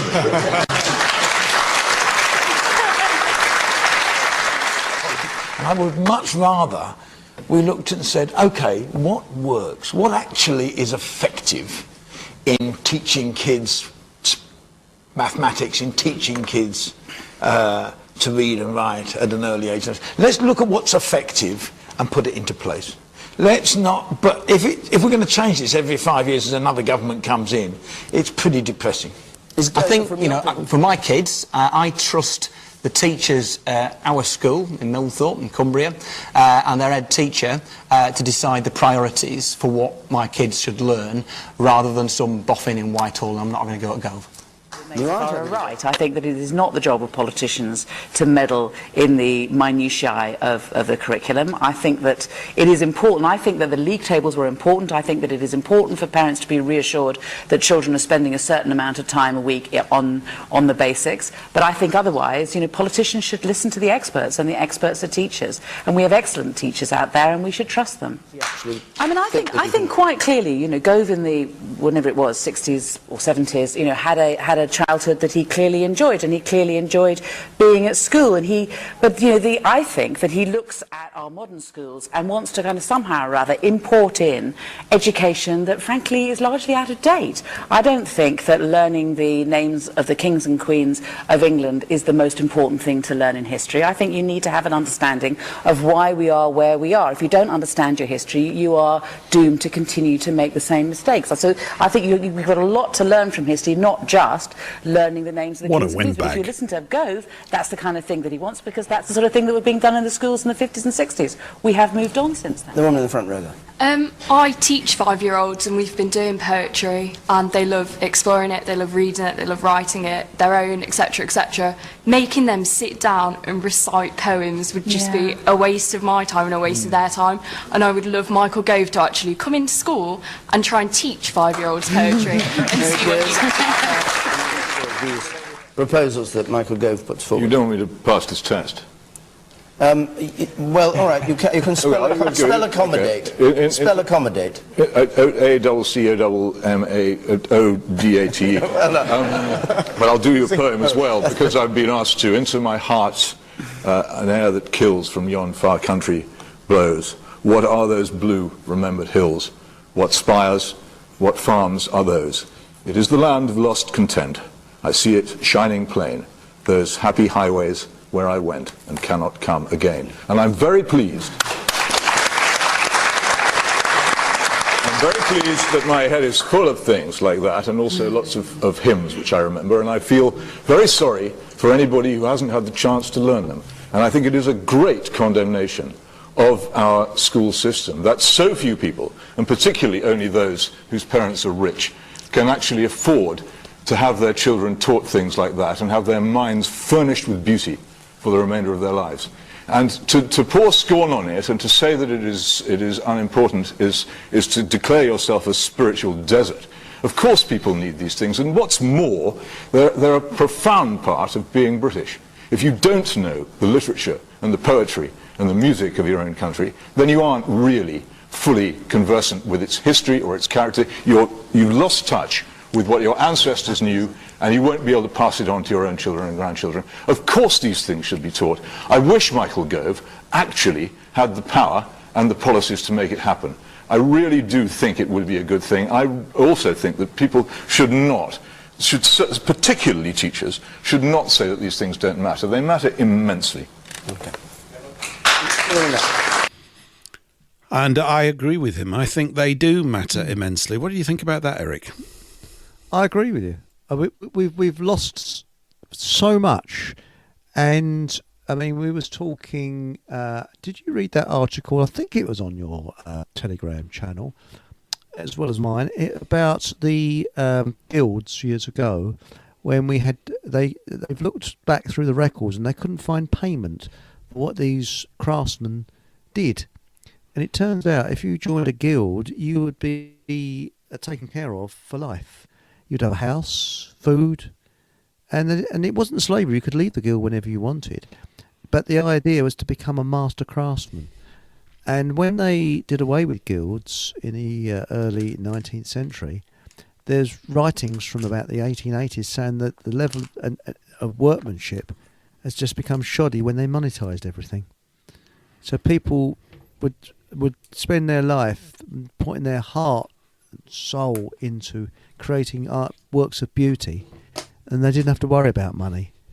But when things were monetised, it's, I'll be paid so much for doing this, right, I better rush and budget and go on to the next one. And this is the sad thing that's happened in life. People are not doing what they want to do, they're doing things just for the money. And I think that's what's gone wrong in here. And when you look at these poets and poetry, what they did years ago in the fine arts, why can't we do that now? And the answer is because everything's monetised. I just wonder what people think about that in chat. Well, it's true. I mean, poetry is not about money. It's not about the making of money, is it? And I know poetry, it was classed as a faith art, thing. Isn't it? Well, it's something else. I think it's, as I said earlier, we've got an image here for the show which shows a wizard. It's actually Gandalf from Lord of the Rings, okay? And what do? They cast spells, don't they? I mean, you and I have been right. doing it this entire show. Everybody's doing it. Every time you say a word, that word has to be spelt, and you're casting it out of your mouth. Some people are very, very effective at casting spells. Poetry moves into a different space. It's an intentional use of language to evoke feeling, unique, different feeling. And I've said before, if you can read a poem many, many times, and as you change through life, so does your reading of it. I mean, maybe you could say that about novels, but you don't, because you tend to not reread too many novels. Rich coming from me, I've just reread one. But it was a huge gap. But you can do that. It's a kind of casting of spells, but for, in its best sense, to evoke beauty. And if you're getting beauty evoked in your lug holes as a 10-year-old at school, but you end up becoming a carpenter, I'm going to suggest that that's a really good thing, because in your car you will carry some element, some feeling of that into your work. You will be looking to recreate a feeling of being in the presence of something beautiful and wonderful. And of course, it's not talked about, is it? The political talk about it because they don't know what it is, I would suggest. They may know about it academically, but they don't feel it. And of course, it sounds as though I'm being soft. I think it's the complete opposite. I think it's one of the most courageous things that you can do is to sit down and chisel words out and look at them and see if you can actually evoke something that you know. If you do it right, it's as if you didn't write it. It's a feeling that comes through you and it evokes something. So I think Hitchens' comments are absolutely spot on. And I think learning to recite poetry and being exposed to these things, and of course I'm speaking for England because I'm English, but it goes true of wherever you are, is absolutely vital for the next generation to connect up to the ways that our ancestors thought and felt about things, because it's so rich.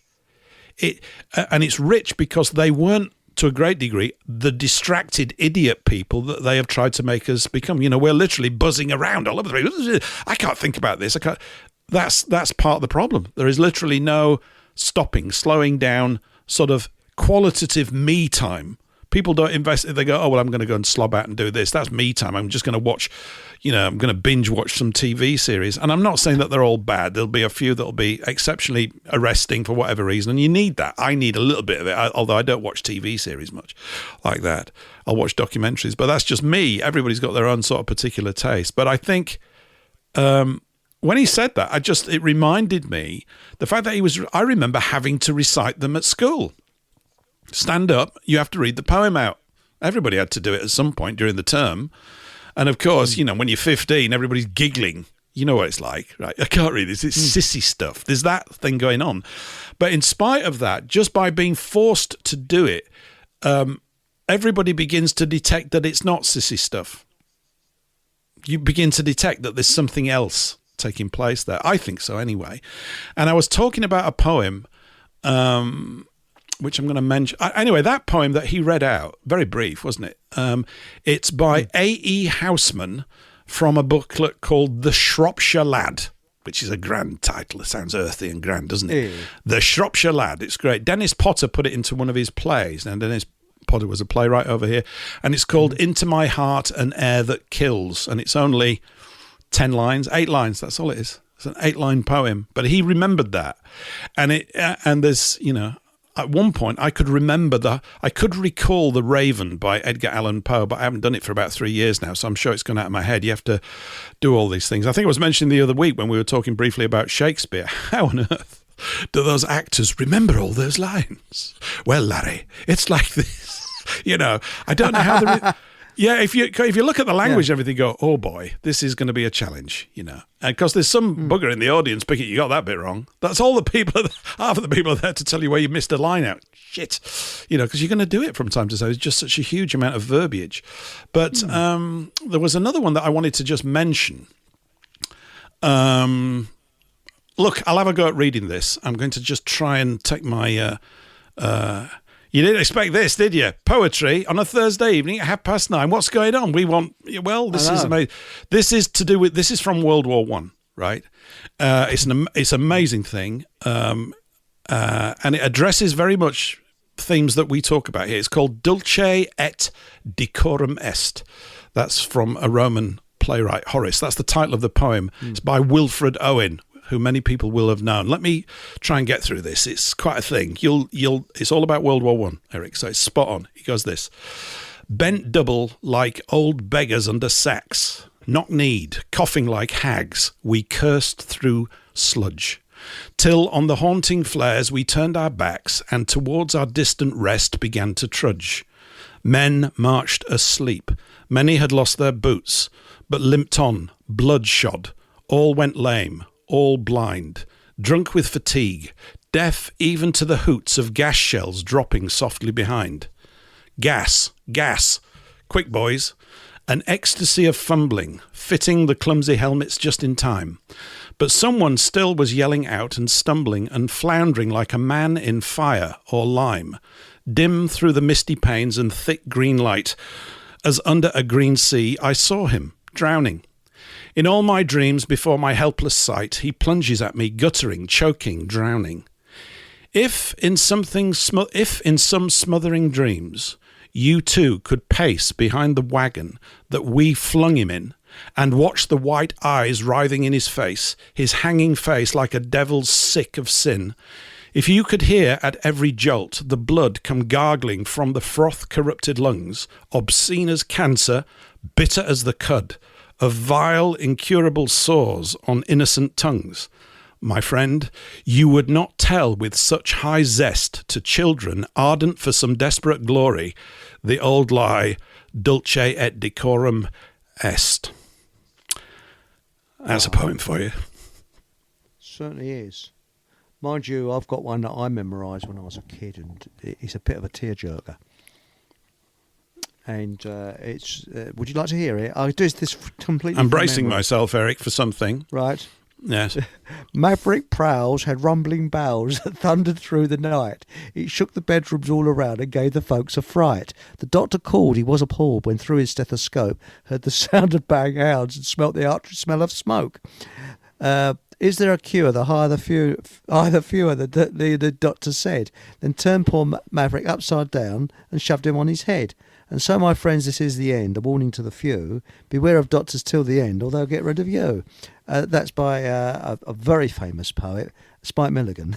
Sorry. I like Spike. He's good. No, he's good. Yes, that was disgusting, wasn't it?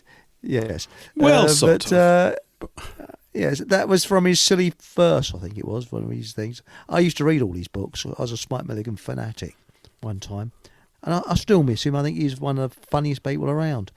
And but when you look at his shows now, they're not as good as they're not all that good. It's surprising, you know.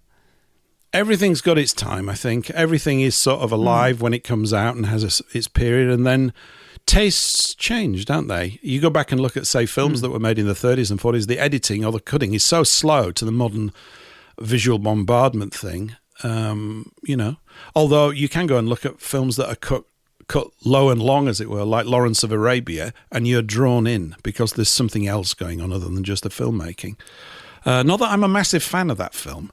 I'm not. I don't know why I'm not. I ought to be. There's some amazing scenes in it. But you see, when I went to school, Eric, sorry. Mm-hmm. Well, no, I was going to say that the chap who directed that also did Bridge Over the River Kwai. David Lean. Yeah, he did some of the best films ever made, did David Lean. Well, yeah, but I got a story behind that because the girl, her father was an advisor on that film because he was actually on the Bridge Over the River Kwai. Mm-hmm. And the veterans, when they went to see the film, they all walked out with disgust because it was nothing like they advised David Lean to do. And they just said it was an insult to the veterans who were and they hated the film. And not many veterans who were on the Bridge Over the River Kwai went to see that film because they were so disgusted with David Lean. Well, he probably couldn't have made a realistic film because it would have been just too bloody awful, to be quite honest. But I don't know. I'm not here to defend anybody. I'm sure they did feel that way. But when I went to school, Eric, we used to have meetings like this. Knock, enter, and approach.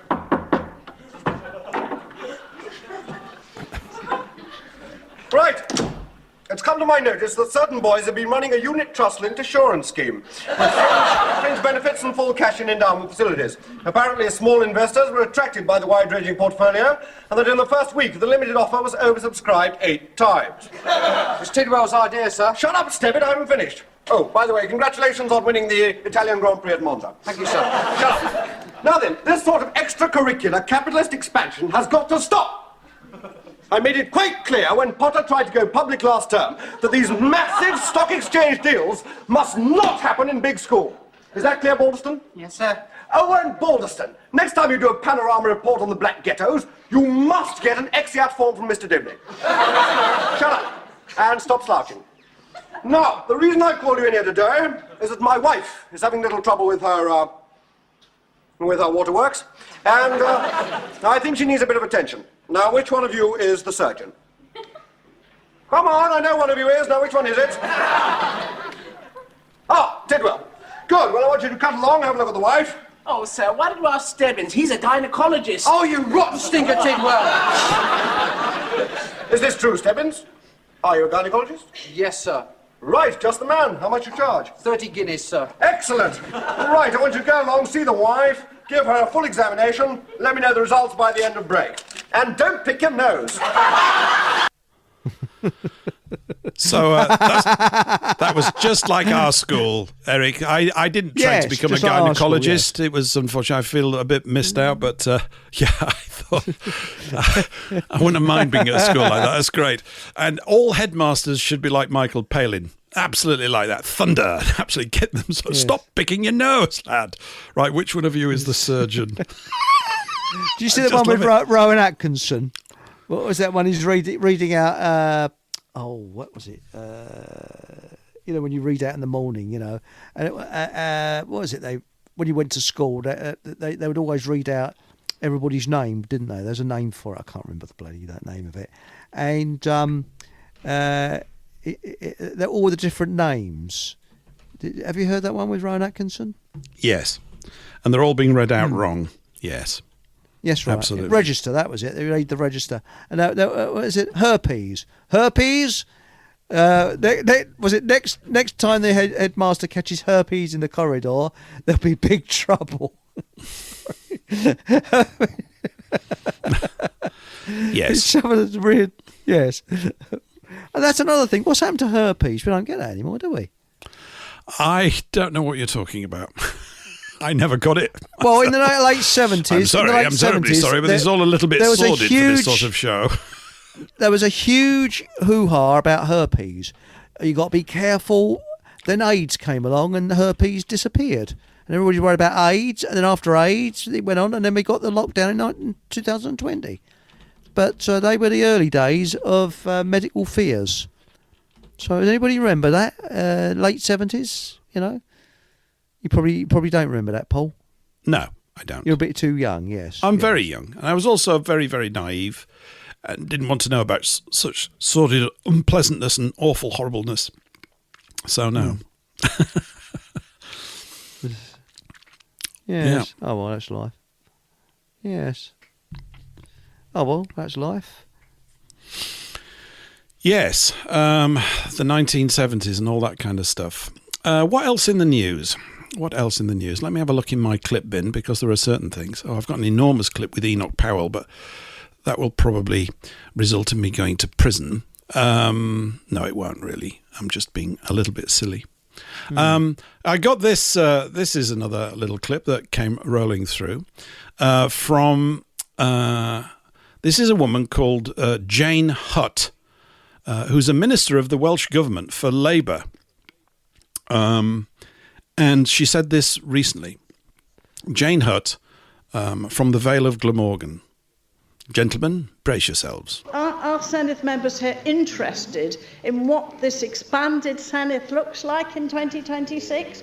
Do you want to come back to a Senedd full of white men? No. So please take some time to look at what we can do in terms of the 2026 guidance. We want a more diverse Senedd. So, do you want to come back to a Senate full of white men, Eric?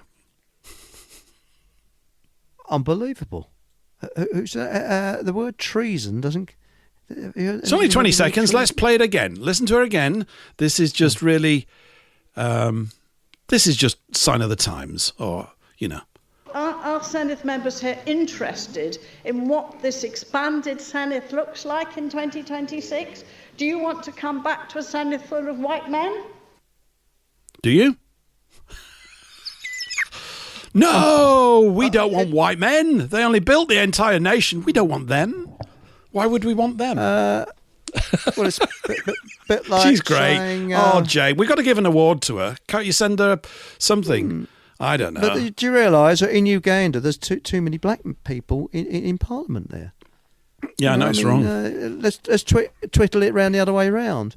Surely, we're all from different parts of the world, and we should respect each other from different parts of the world. Mm-hmm. And Europeans are from Europe because we are the colour we are because of the environment we're in. Because we were painted that way when we came out of the Airfix kit, weren't we? That was the colour that we got. Yeah. And DJ B2 says, I am guessing this is the Welsh Senate. Yes, you guess correct. A Fockham pencil will be on your way. We need to probably send one to Jane. She's probably got constipation, so she can use it to work it out, can't she? I think... that's right, yes.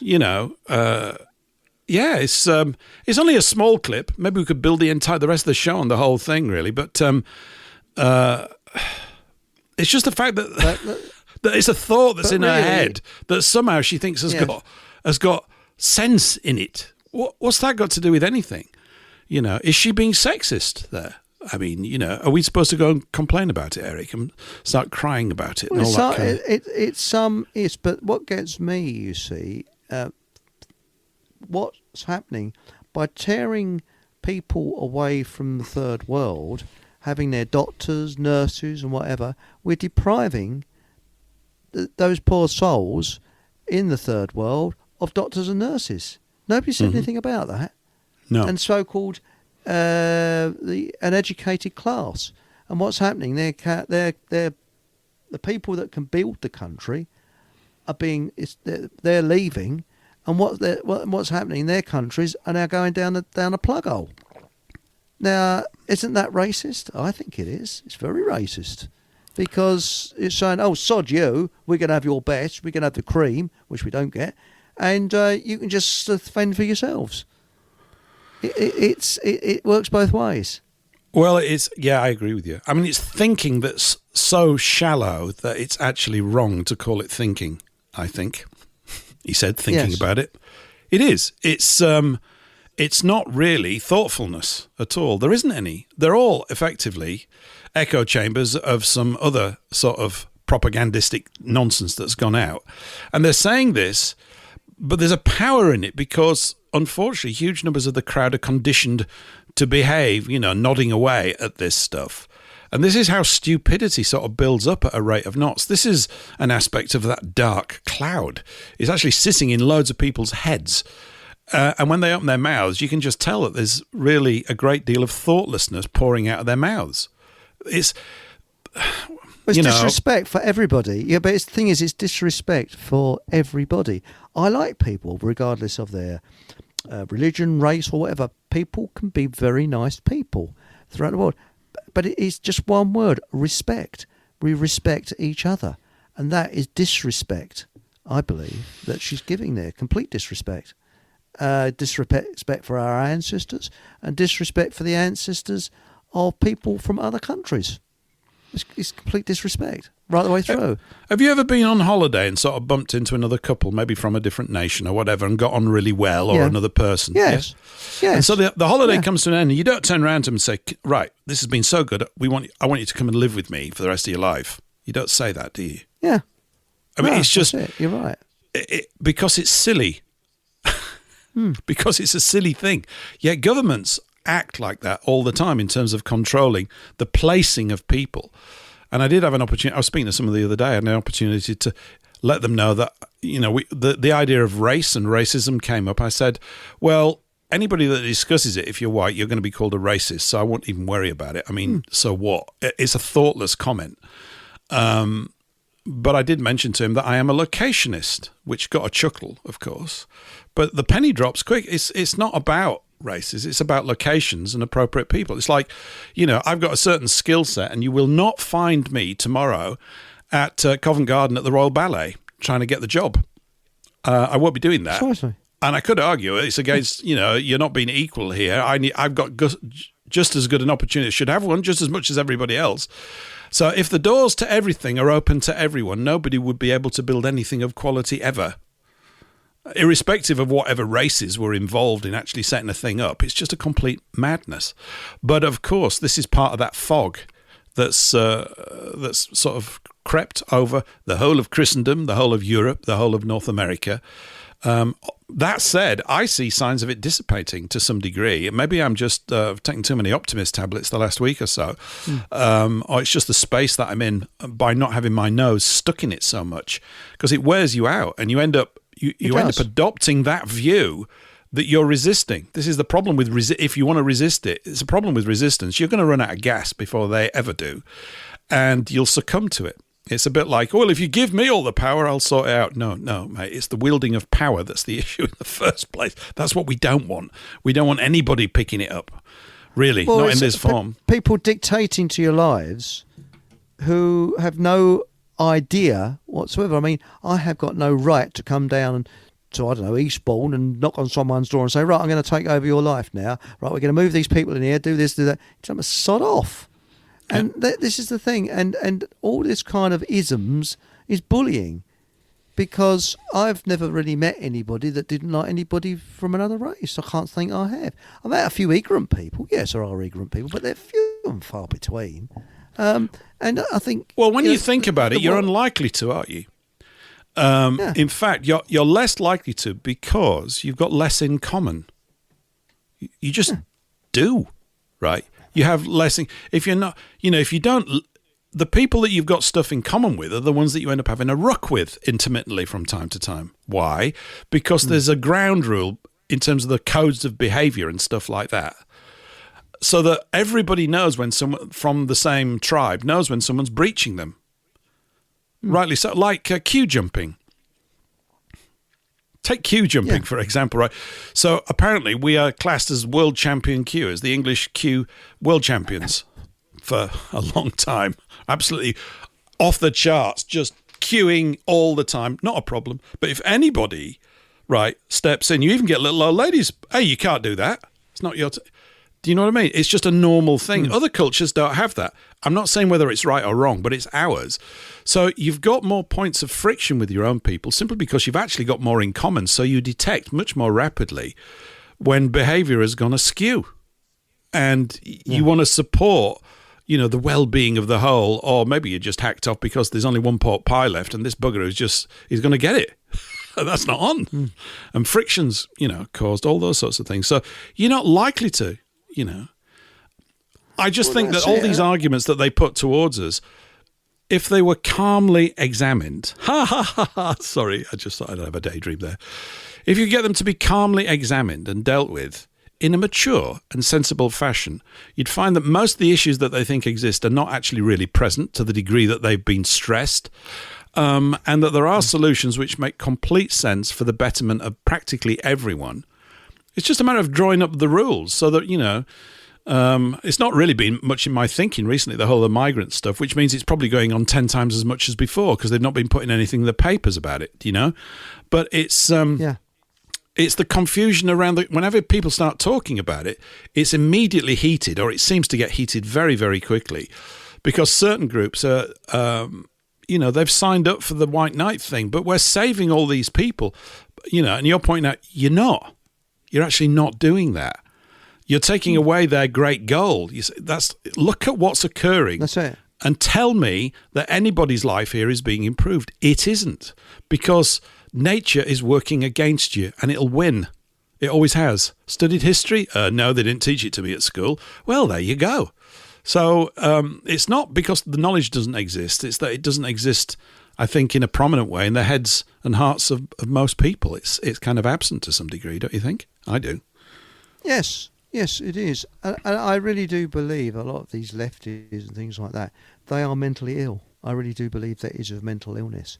I mean, people can disagree about things, yes, but their views cause a lot of stress, a lot of unhappiness, and destroy the people that they're supposed to be protecting. Mm-hmm. That is the thing. They're not helping them, they're destroying them. And I I just wonder how long it's going to last for. This generation, I think they're just a bunch of spoiled kids. I think every generation before us had a war to deal with. Now, our generation didn't have a war to deal with. I'm glad we didn't have a war to deal with. But then what's gone wrong? What's happened? Perhaps we have had a war to deal with, but it's a war on our minds since 1945. And this is the outcome of it. Or maybe, could it be with the amount of injections that people get when they're very, very young? Because there's something odd. I mean, I don't know how many injections you had when you were a kid, but I had very few. But you look at what they put into them now. 20, 30, I can't do them any good.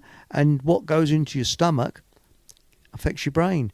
Look at the amount of carbohydrates people eat now. They feed their children carbohydrates. What is that doing to their brain?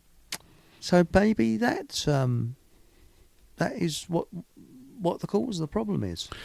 Well, I think even just going back to that little Peter Hitchens clip, a few minutes back now, when he was saying that it's a very bad thing that children are not taught these things that anchor them in to who they are and where they come from. I got that at school. We got those sorts of things. When I think about the sorts of things that we were exposed to, I can't say that I sort of loved them at the time, but I'm aware of their presence. I was looking at something on The Merchant of Venice the other day, and because there's a film version with Al Pacino, which I watched 5 minutes of it. I thought, this looks a bit silly for me. Anyway, I'm not saying it's a bad thing. I haven't watched it all through, so it's terrible that I say such a thing. But the comments were interesting. And one person had put in, I did this at school, and I'm right back there in class. Listen, and I am too. Because it was hard. It wasn't easy for me to understand what was being said. Anybody that's exposed to that, if you're 14 or 15, you go, right, we're going to be looking at Shakespeare now. You go, okay. And then you go through words and you go, so what does this mean? You go, I have a clue. First, when you're that age, I just didn't have a clue what it meant, So then you grind away at trying to understand it. And it all seems a little bit joyless, actually, at that time. It did to me. And yet now I look at it, I'm going, okay, well, it was a treasure beyond my intellectual capacity at the time. And I'm not saying I'm an ardent lover or reader of Shakespeare, but not yet. There's always time. And yet it's a key part of the heritage of us as a people. It's just a key thing. So the idea that only the privileged now get to recite poems is silly. And I thought, that teacher's comment was mad. She said they like to write poems, yeah, and they like to read their own poems out, great, but, getting them to recite or learn other people's poems would be a waste of time. No. Why? Why would it be a waste of time? I don't understand. I mean, if you'd have to pitch it right, and I'm only picking poems that can go for anything. I remember when I was first exposed to classical music when I was about 12. I just didn't get it, really. We didn't have it in the house much. I didn't get it. But then Mr. Dark, who was actually very, very white, he was one of these archetypical English guys with extremely rosy cheeks, like, one of those guys. He played The Planet Suite by Holst. And that nice. Completely got me. Yeah. Particularly Mars. So he put Mars on because we're all boys, right? So you put that on and you go, oh, that's a bit heavy. I like that. And it really is heavy. It's got a lot of heavy emotion in it as that thing. It's so it's a similar thing. Whenever you're exposed to something new that's sort of you think is a few steps beyond, I guess, where your head is or your heart is, it's a challenge to start off with. And maybe, I suspect our young children are not being challenged enough. And I always used to think that my education was a bit slack, particularly, when we go back to that show we did about a year back or whenever it was, when we were looking at those exam papers from 1859. Well, the thing is that when you look at everything was so precise. I mean, a perfect example, if you've ever been to Coventry and you see what's left of the old Coventry Cathedral and then you see the modern take on it, how, it just says it all. It's a terrible piece of architecture, the modern stuff, but you look at the beautiful Gothic-y old stuff. It's beautiful. And I don't know if you've got any old churches and things around where you live, But if you have, you look how beautiful they're made and beautiful they're built. I mean, perfect example is Waltham Abbey. You look at it from the outside and you think it's huge. You go inside, it's very small. Why? Because you've got all these buttresses and things like that holding it up. But it's a beautiful built church, and it makes you, gives you a feeling of sort of security, and it's a nice feeling as you go in there. You don't get that with modern buildings, not at all, nothing like that. Well, we can get it back. I mean, I don't know whether you and I'll see much of it in our lifetime, but it's a sort of, again, you know, going back to that thing you were saying about World War One, that it was pre-planned 20 years before. Something is going on, I think, good. I'm having so many good conversations with people recently, you know, not chasing up, that's the wrong word, getting in touch with people that have expressed an interest of joining up with Mark on Foodfinder's Hub and things like that. These are fantastic. I just know that there's so many good people around. Of course, most of them are here in the chat this evening on Rumble and YouTube. And I mean that, you know, who have a commitment, a yearning to get things sorted out. And of course, it surprises you when you're young at first. You go, oh, I'm actually becoming responsible. You find out that the things that you really do care for, that are valuable and that are not to be discarded. I think all of that. And speaking to people that want to do things, it's very infectious when you get around people that want to, you know, go, let's do something. Yes. Let's do this. But this is a good thing with the bowler hat farmer. I mean, he really he really gets things together, doesn't he? And gets things working, you know. Because, and I think we're onto something there. And I mean, I went to see Miles, you know, Dr. Miles Fleetwood, the other day, and we were talking about, because you know that the bowler hat farmer has got this, what is it? It's Foodfinder's Hub. And now we're thinking about, was it a Health Finders Hub? Because as the NHS, people are finding out more about it and want to keep away from it. There is, I believe, that alternative healers, or not alternative, proper healers, are well sought after and are well needed. And that's the problem. People can't find these good people. I mean, do you know a good healer and people like that? I mean, Miles is the only person for miles around. Like that, miles around. But you know what I mean? Yes, Miles and his pals are Miles. But no, seriously, looking at it seriously, if you wanted, say, to have acupuncture, where would you go? Do you know of any acupuncturists around where you live? It's doubtful. No, they're not the same people that make Accurist watches, are they? Acupuncturists? They could be. Yes. Yeah. Well, you could have it on tick, couldn't you? The acupuncture. Sorry. If they did. I think that, I mean, there are a lot out there. There are many people that are involved that have connected up with Mark that are into the good food, the health, the healing, the whole of this kind of stuff. And I suspect, Eric, that when you were younger, certainly when I was, this was of no concern to me whatsoever. I never even thought about it. I didn't sort of drink a lot or abuse my body because I wanted to do things. It wasn't even a sort of moral thing with me. I didn't go, oh, look at me, I'm so virtuous, because it was nothing to do with that. They were just sort of, this is, you know, I've got to run around and do this stuff. So this is going to help.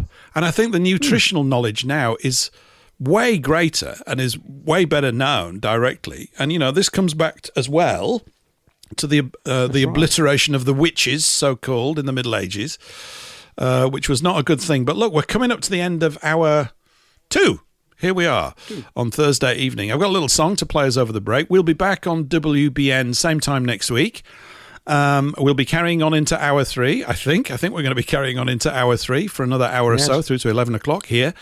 Patrick's joined us in the studio. Paul's around, so we might get a bit noisier in the final hour. I'm going to play a song crossover. This is from a group that they're a duo, Winter Wilson, and I'll tell you, there's a little story about it which I'll say just after the break. But we're going to play it across with this. We'll be back again same time next week.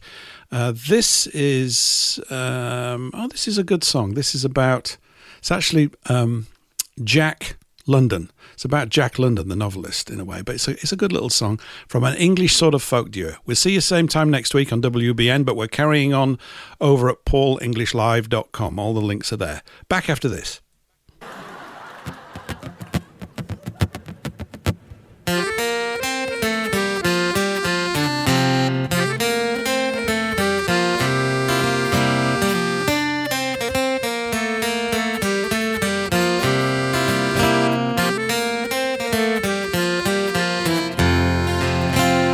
Fill up your glasses, I'll sing you a song of a hard-drinking man whose days are long gone. Born out of wedlock, born for the sea, a writer, a scholar, Jack London was he. From humble beginnings I jacked it alright, a good man to have by his side in a fight. He stood by the unions and marched with the men from Auckland to Washington, back home again. Said I'd rather be ashes than dust, to burn like a comet than slowly to rust. Better to shout like a madman than fade with a hush. I'd rather be ashes than dust. Oh, I'd rather be ashes than dust.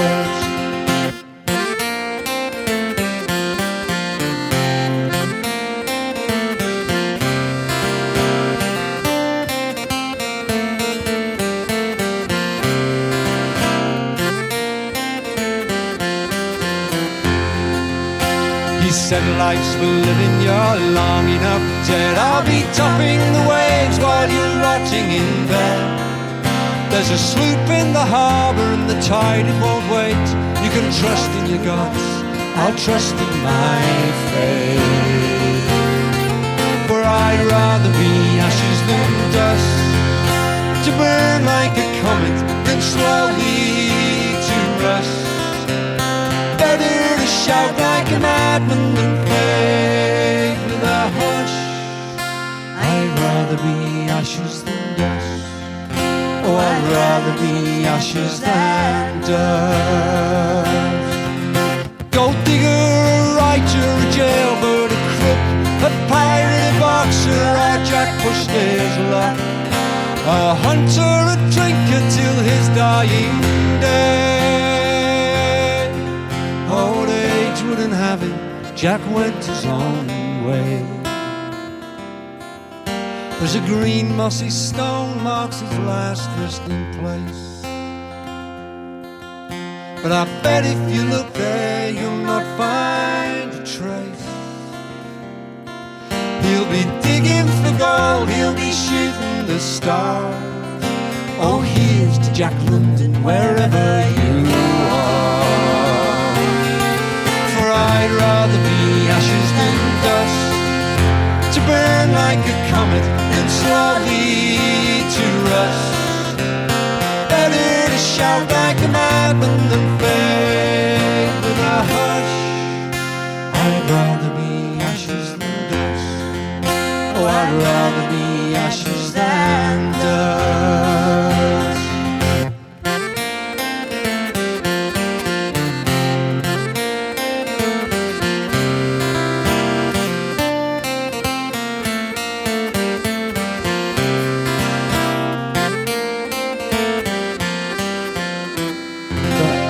I think with healers, I think we're going to be live in a minute now. Oh, we're live now. We're live now. I wasn't aware that our voice was going out over that thing. If we did, we disturbed the song. Yeah. Paul, it wasn't. It was only on Holier Land Radio. That was my bad. Okay. I was getting feedback from people. Yeah. Okay. I thought we'd mussed it up, so sorry about that. No, you were fine. That was my bad. Cool. Got you. Sorry about it. You don't know what we're talking about. We're just having another technical ding-dong here, but it's good. Anyway, about that song, that's, as I said, it's by a duo called Winter Wilson. They still go around touring and do stuff. And years ago, a long time ago, back in 2014, I helped Eli James set up a radio thing that's still chugging along, with a very sort of limited schedule called Eurofolk Radio, designed really to be a talking space to discuss the concerns of the European folk worldwide. I still quite like it. That's how I first found out about you, Paul. Sorry to hear that, Patrick. That's not, no, it was a good one. It was, It was you and Andy. Your shows with Andy. Yeah, Andy Hitchcock. Who I still keep pestering. I'd love to get him on, but he'll be asleep by now. I'm just teasing him from a distance if he catches this. So I hope you're resting well, Andy, if you listen to this on the replay. But anyway, Eurofolk Radio. So they contacted me about 6 months into it, and they said, hey, we're going to let you can play all our music if you want. And I wrote back and said, we're not a folk music station, which we weren't. But they never really got back to me. Anyway, I'm going to be chasing them up because they are one of, I suspect, an awful lot of bands that own their own music, that are out there independently touring and just playing music because they love it. Whether it's your cup of tea or not ain't the point. The fact is, I want to encourage anybody that's just doing it independently and decentralized. Some of their stuff's really good, and I really do like that song, but then I've listened to it a lot. I didn't really like their stuff at first because it's not really necessarily immediately my cup of tea, but they're good. And they know what they're doing. They've been at it for years. So a shout out really as well to everybody here, because we're trying to develop a music desk, that's what I call it anyway, for the project that is linking up with the Foodfinder's hub. And so it's homegrown food and homegrown music as far as I'm concerned.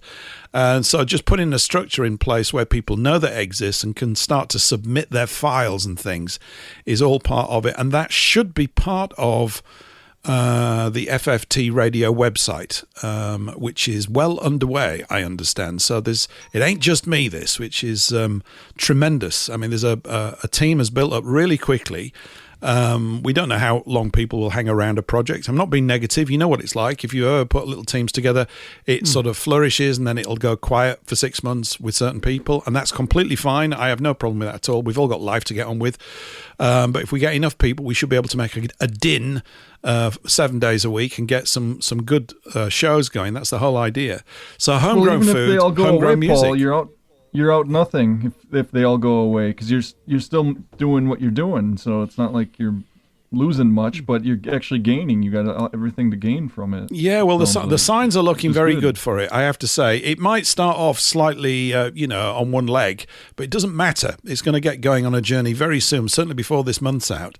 And there's a lot of enthusiasm from the people that Mark is being approached by people that are saying, I want to do something. And he's got such a big, wide reach and has met so many people, particularly as many of you will know here when he was on a few weeks ago and has been on Eric's show a few times, talking about his great journey around England last year. And it was great because it's producing some really great stuff.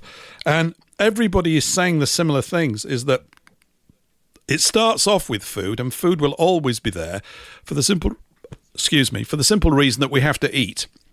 And sometimes, get indigestion like I've got right now.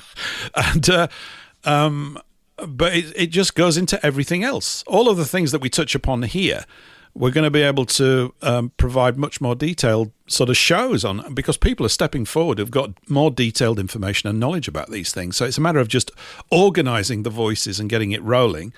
And a big part of it will be supplementary background music and for the host to use. So again, if you know of bands or artists, or you are one, or you produce little jingles or tunes or anything at all, get in touch with me. We'll give you, but you can get in touch with me if you email studio@Paul English Live. For now, there's going to be email things for the new FFT station, which is being put together. And I know this is a show in itself, and we're bigging up something else. But we have to. It's sort of like pre-selling the idea, even though it's not even ready, but it will be. And from what I understand, the website itself will have a place for people to effectively sort of apply or fill in a form or send their email address, and then they'll be given a way to actually upload and send files into us. Of course, somebody's going to have to listen to all these things. I hope it's as overwhelming as John Peel used to be, going through all those cassettes that he used to have to go through in the 70s before he would find these bands. He spent all his day really bending his ears with music from punk bands and stuff like this. I can't say that I would have the aptitude for that or the resilience. It'd be a bit beyond me. But there are many, many people out there that are still into music. And it's time, like everything else, the music industry is, to me, not that impressive these days. There's definitely, obviously, some high points. But as an industry, the pop industry and all this stuff. And, of course, I guess we've got a really big lump of poo to look forward to. Not that I'll be watching it all during the Super Bowl, Patrick. And your brother's not going to be in it this year, is he? No. He's actually, I think he's leaving his team as well. Yeah. I'm not, because he's off. But it's still, If he's not going to get a ring, he- forget it. He's going, if I'm not going to win a ring, you can... Yeah, he's I'm already off. got 2. You know, 2 But he is needs enough. 3, doesn't he? He'll probably need 8, one for each finger on each hand. I'll need 4. It's really impressive. I don't know anybody that knows anybody that's a high-level sportsman that's won anything like that. So, you know, and I know you're kind of blasé about it, which I quite like in a way. I don't know if blasé is the right word. If I've insulted you, I don't mean to, but you're calm about it, which I quite like, Patrick. I think it's pretty good. Yeah. Well, you were mentioning folk music and pop music. Well, pop music is nothing more than folk music if you think of it. Mm-hmm. And, you know, whether you like that folk or not, Mhm. whether you're that part of that folk. Yep. Follow the popular music in your genre it happens to be, it's still folk music. It is. And I think the more we have of it, the better. And I listen back to all these recordings. I've got like so many, I'm almost 1 million songs now in my collection. And you listen back to all the songs. And How there's many? so Say that many again, silly- Patrick. How many? Almost How a many again? million. Almost 1 million. Yeah. Probably 800,000, 900,000 by now. And it's just going on YouTube and downloading channels of music. By the way, people, there's a site you can go to. It's a 4K video downloader. Right. .com, I believe. And just buy the software. It's worth it for the amount of So music you need to glean run from some AI YouTube. over that, don't you, to pick out the top 5,000, then send them to me that we can Yeah, play? I suppose somebody could like go back and say, well, what was the most popular song? And there's another site that I use called 45cat, as Right. in cat as in catalog. Yeah. .com, 45cat.com, and I've got a subscription there, and you can actually go into genre, year, and all this stuff, other metadata to find music, and I use that a lot to find stuff that I'm interested in. But you could just spend so much time doing that too, and I just think of all the time I've spent on that, and it's too much. But Well, we have to good. put it to good use, don't we? You got to put Don't it we to have- good use. We have to put it to good use. It's there. I mean, I was thinking about actually a couple of comments just in here over on YouTube. I'm looking at Rumble too. Brad says, sounds amazing. Paul, when I'm back to full health, I would love to help. Get back to good full health, Brad. That's what you need to do. Do that. Can't have people going around not being well. But we wish you all the best with that. I don't know how bad things are. Maybe it's toothache or something. I don't know. Maybe it's something much more serious. But yeah, there's room for people to get involved and do things. And I think it changes the energy in the individuals. It does. Anything, even slightly constructive. Because Eric, you've identified possibly a bowler hat manufacturer here in these good islands, haven't you? Yes, and they're not that expensive. I think you get change out of. They're on eBay, and they're proper bowler hats. I think they're about £50-60. Mm-hmm. So they're not that expensive. No, that's fine. Hang on, as we're talking, I'll have a look now. Well, we're going to have eBay. to get the Mark Byford model. Really, we are. It's almost as if we want to find a milliner that makes them and say, "Look, we want the bowler hat farmer label put inside the bowler hat." And given that there is an opportunity for us all to get together at least once this year in a field somewhere on a farm, like I've said before, everybody needs to rock up wearing bowler hats. Or if you do look a bit silly in one, and I think I might because of my colossal head, I might get a flat cap. I think that's acceptable. Anyway, we'll see what's acceptable in the head stakes. Well, here we are. Black adults bowler hat, 100% wool. Yeah. 4 sizes, scent boxed, £27.99 to £29.99. It's not going to break the bank, is it? No. But they've got to And get it it's a through the woolen one, store it's a pot because one. they're going to have to get it through the official store where we would like people to, because it will help support the project. It's as simple as that. It's a That's right. non-profit, but it's just the more resources we've got, the more people can be helped into the space with all sorts of things. There's just a lot of time and energy involved, and it's Well, if you wear it's a not bowler work though. hat, It's great fun. You'll be forever known as the person that wears the hat in your village. Yeah, the Because first it one. stands out so much. Yeah, you were the Yeah. first one. That's what we want to hear. Oh, the So first one to yeah, get the but bowler at hat was first you'll Eric. be the one that's known as the one with the hat, and then it'll catch on gradually, or I mean, right I've got away.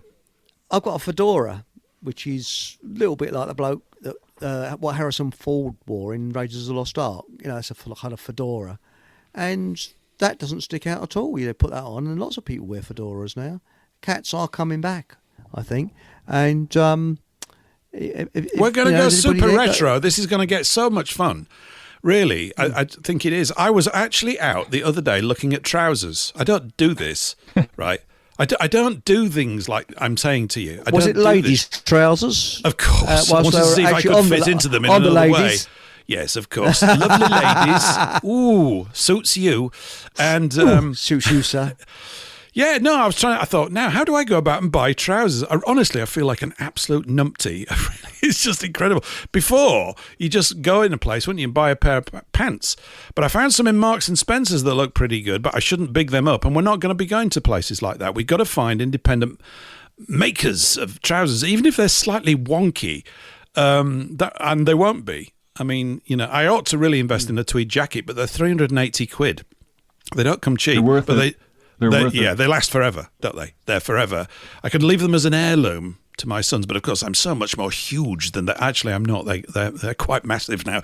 So they said, Dad, your arms are too short. You know what it's like. I used to say that to my dad. Oh, look at size. He said, here, do you want to try my jacket? Because I don't need it anymore. Dad, I've got 6 inches of arm sticking out from the cuff and things like that. Well, it's better to have a jacket too big than too small. You can always go to a tailor and have it fitted if it's too big. And the other bit I'm looking forward to, I've got one. I've only got one. It's from my wedding, actually. It's a waistcoat. It's fantastic. It's a really brilliant waistcoat, but I can't actually fasten the button up at the front at the moment. It's not far off. I'm about an inch off, but I'm going, nah. But I can wear it open. But yes, so we're going to need all of these things, Eric. We're going to need pocket watches. Hang on. I've got to say about pocket watches. You can actually get them now. And you can have names put on them, like Fockham Hall or anything like that. Yeah. And they're not that expensive. They're very cheap. Do you want me to give the price over the What's the price? And now over to the shop. What's the price, Eric, of pocket watches? 11 quid. 11 quid. Do they keep the time? But does it matter? They're quartz, so they will, yeah. Yeah. Right. So that's the thing. And it's the old ones, what what do they call them now? And no, seriously, they look really nice. And it's a bit like my vintage pocket watch from 1936 Olympics. It's a fake. But the fact is that pocket watches, there's something about a status of a pocket watch which you could never get from a wristwatch. There's something about them. I don't know. Well, seeing as how we're going to be in charge of the counties, Eric, I think we need that status that comes with us with the pocket watch, don't we? Well, what about a pocket watch with your county stamped on it, on the back, something like that? Fockhamshire. A Fockhamshire, yes. Fucking watch, But no, seriously, I was quite surprised. They churn out these quartz pocket watches. Now, this one I've got, absolutely spot on time. It really is accurate, and it's a quartz crystal. So you can't get better, really. So there we go. Just sort of tell you that. And I think we do need a Fockham shop, definitely. We can get this stuff from a steampunk. Well, I suspect that what's going to happen, we've already Pete, who's the guy that's in charge of all the web stuff, who I spoke to the other day and had a fantastic chat with him. I've never met him before, but he's known Mark for 7 or 8 years. We had a great chat. He just went off like a kid in a candy store. He said, we're going to do all this. He said, I want to do all this. I said, do it then. It's great. For a long time, I've not had anybody that I've worked with in this way. And it's all because of Mark's connectivity and the fact that he's built up all this great sort of network of people around him. And the timing is right. That's the other thing that I'm getting. If anybody out here is feeling it as well, the timing is right for us to give a push and see what we get. We won't come up with nothing, whatever it is. And the push is going to be really good. I spoke to somebody today, a lady, I won't give you a name, but we're sorting that out. She's going to be one of the show hosts. She was heading on her way back to Yorkshire, of course. So we were talking about, I said, well, I'm going to be up in Yorkshire in bloody April. I might pop round and see you, love, and all that. And she's doing, I can't go into it, but she's got her finger in so many pies and doing so much good stuff, really interesting things, and on a big scale. You see, if you stop, if we stop to some degree consuming the fear porn and start looking at the building side of ourselves, which is really what we do. We build better. We build structures and people and organizations and community really well, and get back to that. We can create this strength in great part on the ground in the counties, in the shires. You know, after we've dealt with the scouring of the Shire, I'm just echoing the Tolkien thing that I was mentioning before, because it is a bit like that. It's like we're all going back into our shires, and they've all been taken over by some dark cloud to some degree. But we're going to find more allies now out there, and they're going to find us, and some of them are going to be fantastic at stuff. And every time you bump into people that have got like considerable skill sets, and many people who are sort of seasoned is the word I use, seasoned individuals have got so much to contribute. It's just a matter of sort of organizing the events where it can start to pour out, you know. And I know what you mean. Yeah, we're not here to resist the government. We're here to not be involved with it. And I think I'm coming back. The birth certificate thing keeps popping up in my head again and again and again, because that's sort of like their receipt for owning you in their system. And that's so all this things to do with common law, customary law, scriptural law, which is what it's all based on. It's all in this thread. Every single thing that we talk about and that most of the alternative community talk about, this is an opportunity to begin to start to put parts of it into practice and make it manifest in a real way. I was talking about houses. Was I talking about houses the other week? I was up. I can't stop. I keep looking at things that I can't afford. I mean, I personally can't afford it. I came across another one in Yorkshire near Bridlington, which is where this other one was, for £2 million. I don't have £2 million, right? But if you see what you get for £2 million, it's just nuts. Seven detached cottages.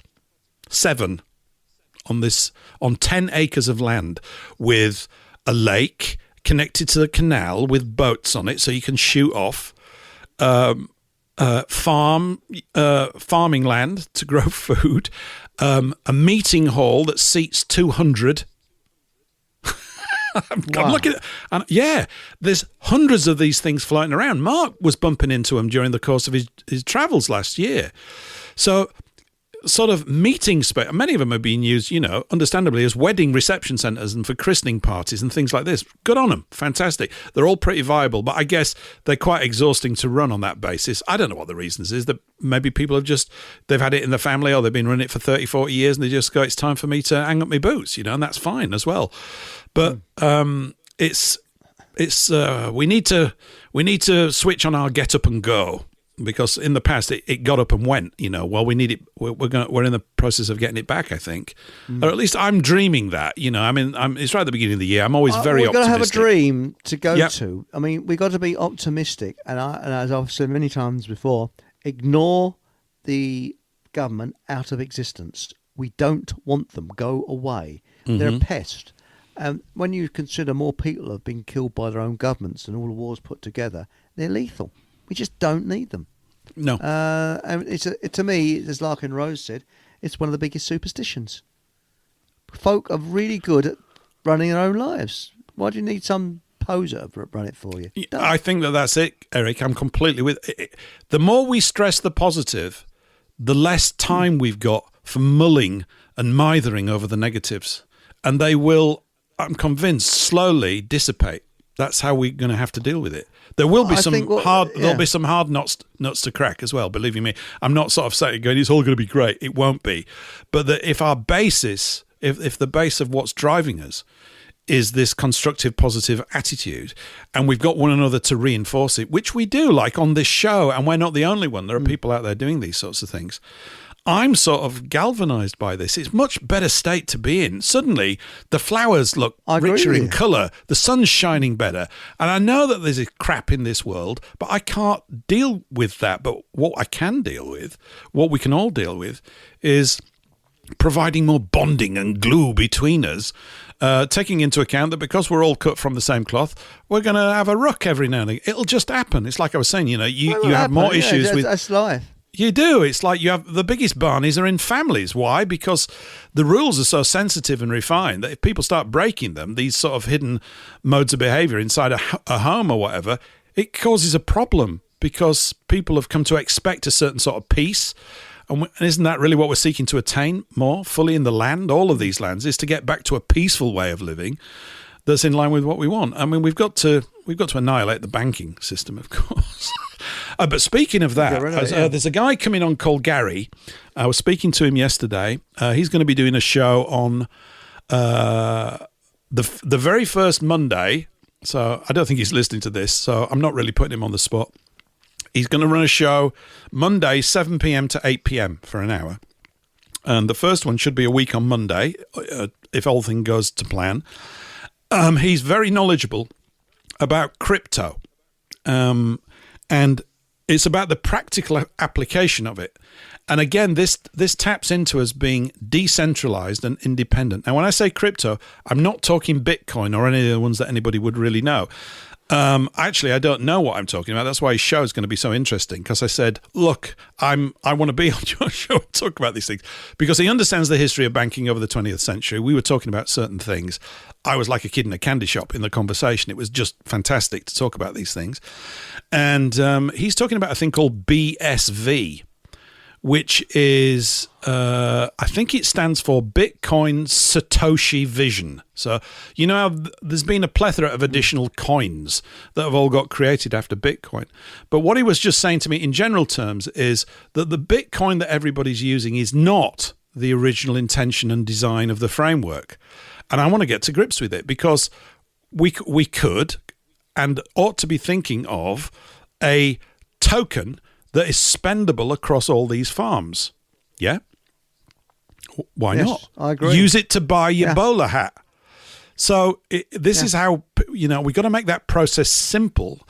And I mean for, people of average intelligence. I'm not trying to be sort of patronizing in that way. Most of us are, on most topics, we're just average. There's only a few things where we really focus on things where we might, creep towards being exceptional or have something really additional to offer in a conversation that other people don't know. And that's why you get together in groups, because it's a great thing. So that's going to be interesting, because he's already formed a group that I went into. I don't understand what they're sort of buying and selling this thing called BSV. It's got to start somewhere, but getting the framework of it and laid out would be a good thing, because you think about pounds and euros and dollars, really what they are, apart from being fiat money made up out of thin air with interest sitting on the back of them, is what they are underpinned by is oil. They're effectively oil tokens that you're spending, because it's the number one traded commodity on the planet by volume, scale, monetary value. It's off the charts, right? The next biggest is coffee, would you believe? But oil is in a league of its own, because the whole world has been built on oil. And I suspect as well, this is one of the reasons why alternative energy systems face such a struggle, because, if you do get that little box that just powers your house forever, and they exist, believe they absolutely, I was going to say, believe you me, don't believe me. I am convinced that they exist. I'm convinced of it. It's just not possible to come up with internal combustion engines over 100 years ago and still be stuck with them, even though they're amazingly refined now over where they started off, and they're trying to switch us to electricity. But it's always it's in a grid system that they control, isn't it? So all of these, every single area, energy, banking, the law, food, clothing, education, politics, i.e. the massive reduction and almost whole absence of it, because it's a nonsense, breeds a sort of weird creature. The law, particularly with the law courts, are standing in law, which has been put upon us unbeknownst to us, and we've been running around like chumps most of our lives, struggling in this system. This is the cloud. That's that dark cloud. It's in all those areas, and that's why you feel sort of hemmed in, and some authorities always got to rock up and we'll manage it for you. I didn't invite you to manage. And also regulations. You see, the thing is, if somebody is a healer, I don't give a damn if they're qualified or not. If you're feeling Tom and Dick sick and you go along and this person heals you, I couldn't give a monkeys what qualifications they have, because some people are natural healers. Mm-hmm. And this is what we've got to get away to. We've got to go, I think, over the older route where, a healer would then have an apprentice with them that would learn the skills of that healer. And we need to go back to that. It doesn't, you don't need O levels and GCEs. You just got to be cut out for that sort of thing to do. Mm-hmm. And really, we need a peace force, which we've already got. But if the government thugs turn up and say, you can't do this, you can't do that, our nice people turn up and double them in number and tell them to politely go away. That's it. It's not needed. Go away. We don't want you here. You're here to collect taxes. We don't want you. Go. And that's it. And just be very polite, but make it known that they're just not wanted. It's as simple as that. And I mean, I think this is already happening, Eric. You see, I think this is happening. This conversation is a symptom of it, if that's the right way of expressing it. It just is. I was involved in doing things up until about 2004 or 5, and then I couldn't for all sorts of reasons which are not worth going into. I had to sort of be very careful about about what I did. But prior to that, I was getting together with groups to build, like I've mentioned before, to mint our own gold coins out of the Sunshine Mint in Idaho, which we did. Yes. Right? I had handfuls of them in the pub. And when you get something physical, something else gets communicated to you. It gets really simple and direct and in your face and normal. It's normal. It's not, oh, you've got to sit down and study this course. I mean, some of us have. We've looked at the machinery that they've built against us, and you see how sophisticated it all is. And it is. It's very clever, but cleverness can easily be overdone by, you just set fire to it, metaphorically speaking. And without a doubt, the banking side of things is it their Achilles heel? It's certainly the thing that they are the most sensitive about, because all their power emanates from that ring of central banks. That is the ring of power. There's no two ways about it.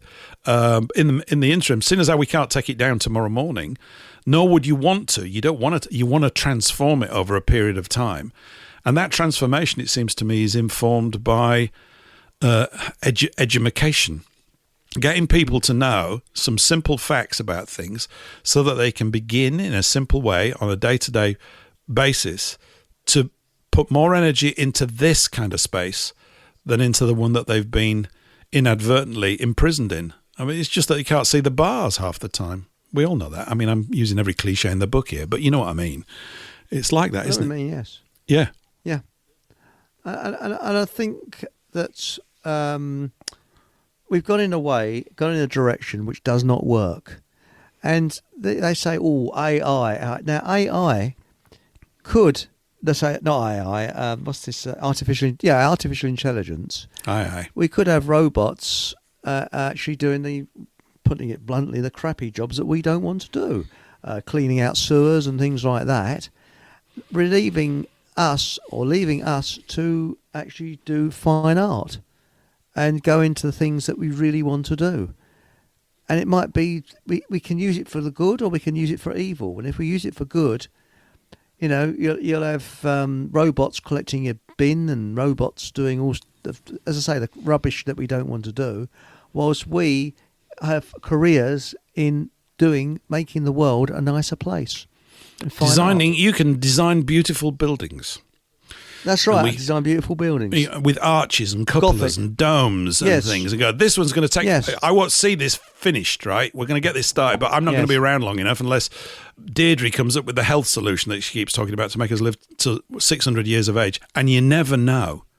You could see a health thing down the line where literally your body is managed on a cellular basis. You've got 4 trillion cells, don't worry, we've got them all tracked. This one's just gone out of whack. You don't know what's going to happen in that kind of stuff. And our drive is to continually improve the quality of things. That's unstoppable, wherever that comes from. Our creator, I would suggest, is to keep improving this place. So you never know. I'm not going to, I think everybody has to go. That's my... I just think that they do. I think it's part of the whole thing. Hand in your dinner jacket, as they say. Yeah, you got to hand in your dinner jacket, hand in your bowler hat and your gloves at reception. So I won't be picking these up tomorrow morning. I'll see you later. And that's okay. That's all right. But you never know what's going to happen in terms of longevity. But it's not just quantity, is it? It's quality. I think these are exciting times, or at least I sound excited because I feel it, actually. I'm stimulated by... I think they are exciting, yes. Yeah. And I think that... we resonate, and we resonate positiveness or negativeness. And this, which Mark's doing, bowler hat farmer, we're positive. It like attracts like, and we're going to attract lots of like people. The miserable sods that say, "Oh, doom and gloom, nuclear war next week," they're not going to be interested. They're more interested in reading the Daily Mail and getting worried. But we got to just literally make it known that we're polite, we're peaceful, but we're not interested in the scum of government, because government, all they think of is aggression. That's all. They're obsessed with aggression. You don't pay your taxes, they're aggressive to you. What kind of life is that? It's not good. You're right, and I think there's room here for everyone. How could there not be? There's for people with different sort of aptitudes and orientation. There's some people who are actually brilliant administrators, and I'd look at that and go, "Oh, I don't get me anywhere near paperwork." But I know people that are absolutely brilliant at it, and and it's at the moment, paperwork is important. There's certain bits of paper, and some people know how to. So we've got there's sort of several directions. One is going forward, or an act of restoring what we think is much of the good that has been not lost so much as gently, quietly and surreptitiously removed from our lives. We talk about these things all the time. We talk about waistcoat. These things are all signs of a warmer, dearer sort of life, I think. I don't mean expensive when I use the word. Life. Something that we care about. Solid. Yeah. I mean, something with more love in it, frankly, to not get too wet, but it really does more consideration, all those sorts of things, to assist one another to get out of the hole. So there's the bit going forward, or the tidying up process. There's also the rearguard defence action against those people that are still, wrecking the Shire. They do exist. We are still outnumbered, but not as heavily as we were. Let's put it that way. I think the infiltrators will stick out like a sore thumb once we get started. It's going to be very difficult because we think in a different way. Yeah. And my granddad was right when he said, "Watch out for the infiltrators." He was spot on. He knew what he was talking about. Yeah. So yes, we got happy times ahead. It's all great. That's it. We sorted it all out, everybody. It's all done. Any ideas? Please say, and again, the Health Hub, any ideas? Because we need the acupuncturists, we need all the different people that got different skills. And as I say, skills in healing. That's what we want, is healers. I think it's a people thing, Eric, isn't it? It's a people thing. As people come along with a certain type of energy, and people have good energy around something that they love, that's infectious. It doesn't matter what they're doing. Like we said, it's not the form of what someone does, whether they're a plumber or a carpenter or whatever it may be, a bird trainer. If they love it, that love sort of transmits to everybody that they're in touch with. They're excited about things. Something happened for my son today. He's really excited about it. And I'm just so excited because he's excited.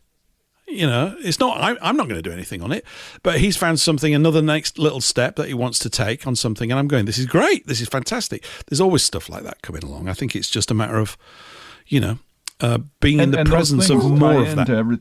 Those things tie into everything else, like the Foodfinder's Hub.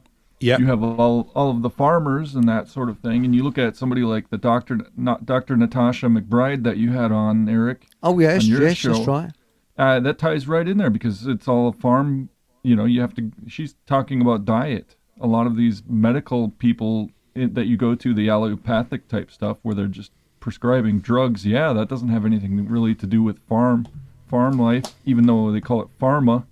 It's all, middleman type territory. Whereas something like what she was talking about was a dietary, which is where a doctor really should have a say in what you eat and what you don't eat. And if you're too fat, he'll tell you you're too fat and be honest with you and give you good advice. And that's where it's at. And by the way, Dr. Natasha, I got her books, a lot of her, like 4 of her books.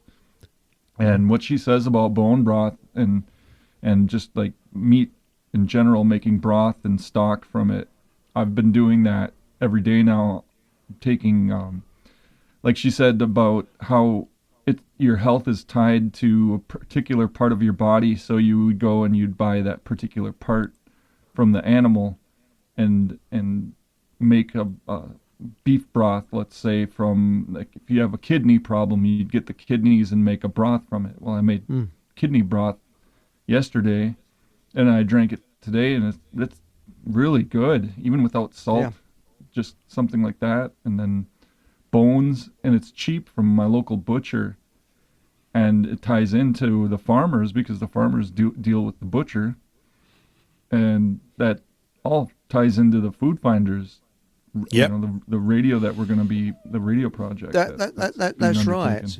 Yeah. I mean, I'm actually having bone broth now, and it really is good. But I actually, it's imported from America. It's a firm called Now, N-O-W. Yeah. They do bone broth, but it's prohibitively expensive. I'm going to start making my own. Well, the problem being that's just where the Foodfinders hub kicks in, because there you're going to find your local farmer or your local butcher, because your farmers deal with the local butcher, and then you just get a contact with them and then go stock up. Like what I did with my butcher, I said, hey, I want femur bones of the beef, of the cattle. I want 4 of them, and please cut them up into thirds.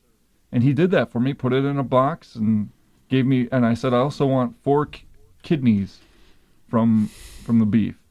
And he did that, and so I got all the bones and the kidneys for $10 in a box.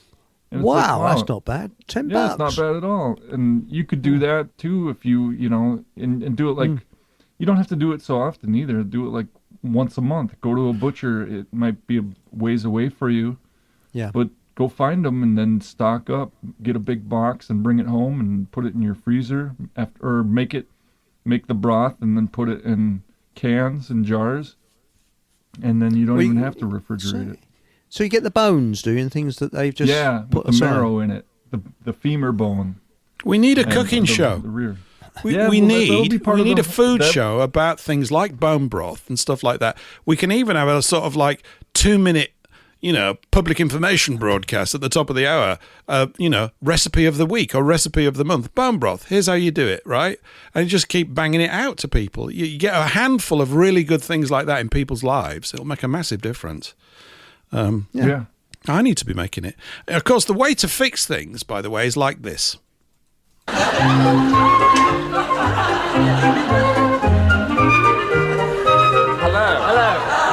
Well, last week we showed you how to become a gynecologist.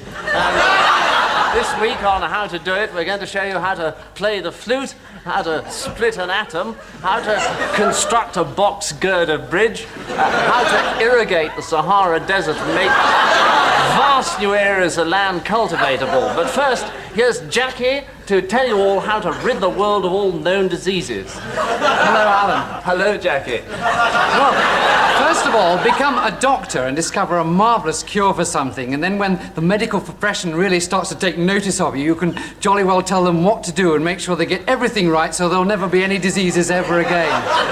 Thanks, Jackie. Great idea.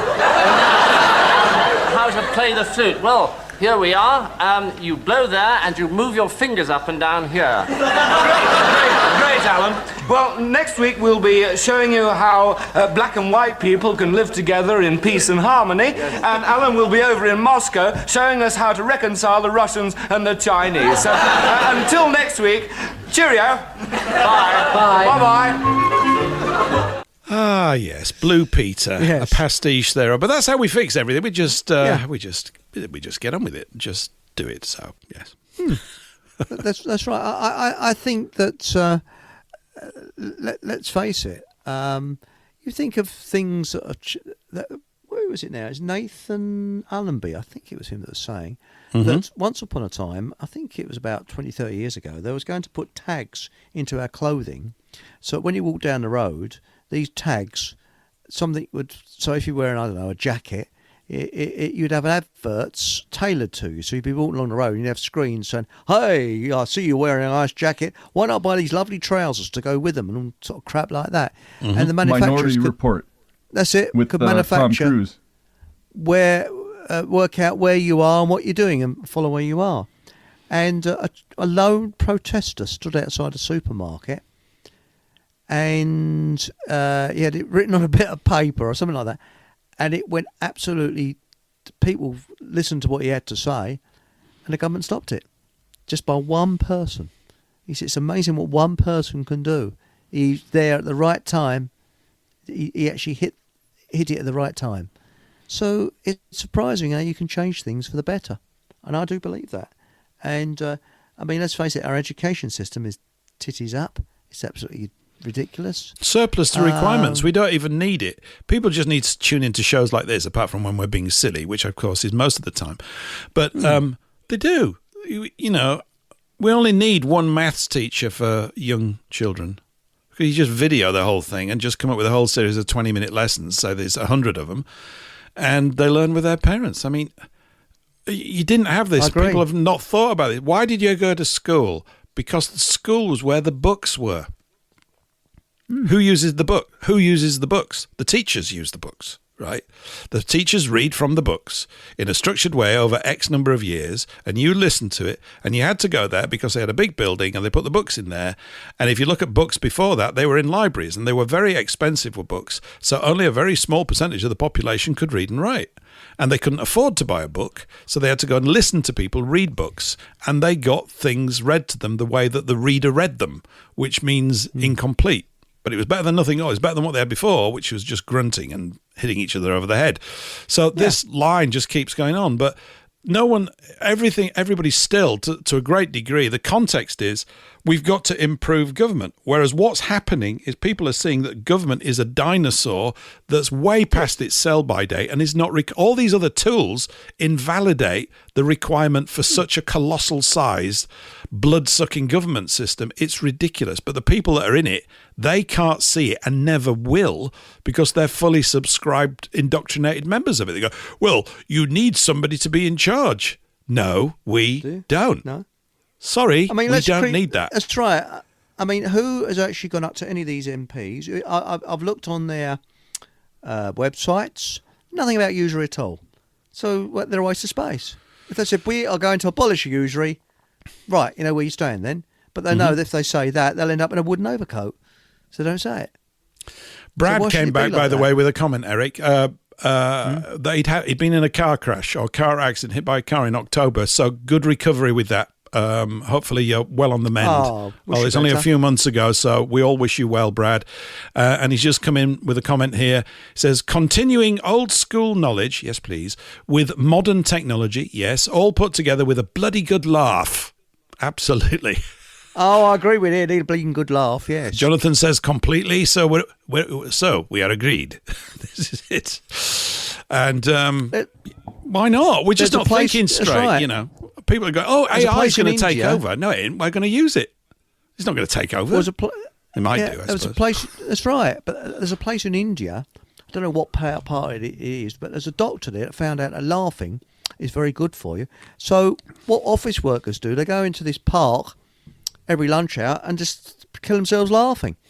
And apparently it's contagious. People are rolling up with laughter and everybody's laughing. And it's causing, it's better. They got their stress levels have dropped. They feel a hell of a lot better. And this is why I say after every show, have a bloody good laugh. It's medicine. It is. Laughter is the best medicine, isn't it, Eric? It is. Unless you've got diarrhea, then it's the worst medicine. Oh, no, don't make me laugh. Oh, no, I've got to go. Yeah, no, this is oh, dear. But no, seriously, though. I mean, it is... It brings people through. I mean, the best comedians came from World War I and World War II. I mean, look at Spike Milligan. He came from World War II. These comedians, because it is a matter of life and death. And that's where you get the black humour from. And that's what carried them through, was laughter. You look how much laughter... This sounds a bit sick, but you look at how much laughter there was in World War II. Loads of comedy. Heck of a lot of comedy. Yeah. But there would have been in World War I too. You know, what are you going to do? I mean, you got to keep on operating. So it's quite, standard British behaviour that during a war we're basically, having a bloody good laugh. I mean, and it's not just us. Look at the Eames Times. Yeah. Sorry, I didn't mean to talk over you there. No, I'm it's terribly fine. sorry, Paul. No, look, your Eames Times, I've got copies of the originals. absolutely, it really is funny. They're taking the piss out of the officer class all the way through. And the government wanted to ban it, and then they found out it was a great morale booster. So they turned a blind eye to it in the end. And what it was a group of soldiers, a couple of them were printers in civilian life, came across a printing press. And instead of destroying it, they decided to use it because to raise the morale. Mm-hmm. And they did. And this is why you had the Eepes Times. And, you had sort of thing that actually wrote their page of complaints letters. And a bloke said, I was coming back from the theatre last night to Trench 25, and I must complain about the local gas company. There's a terrible smell of gas in there. And it's just taking a piss all the way through. and look on, what is it? You're going over the top. It's like a sort of a pantomime thing, Always lots of pretty lights and things like that. Whiz bangs and so. Fritz is put on a good display. Come to our show tonight, It really is sick humour, most of it, but it's funny.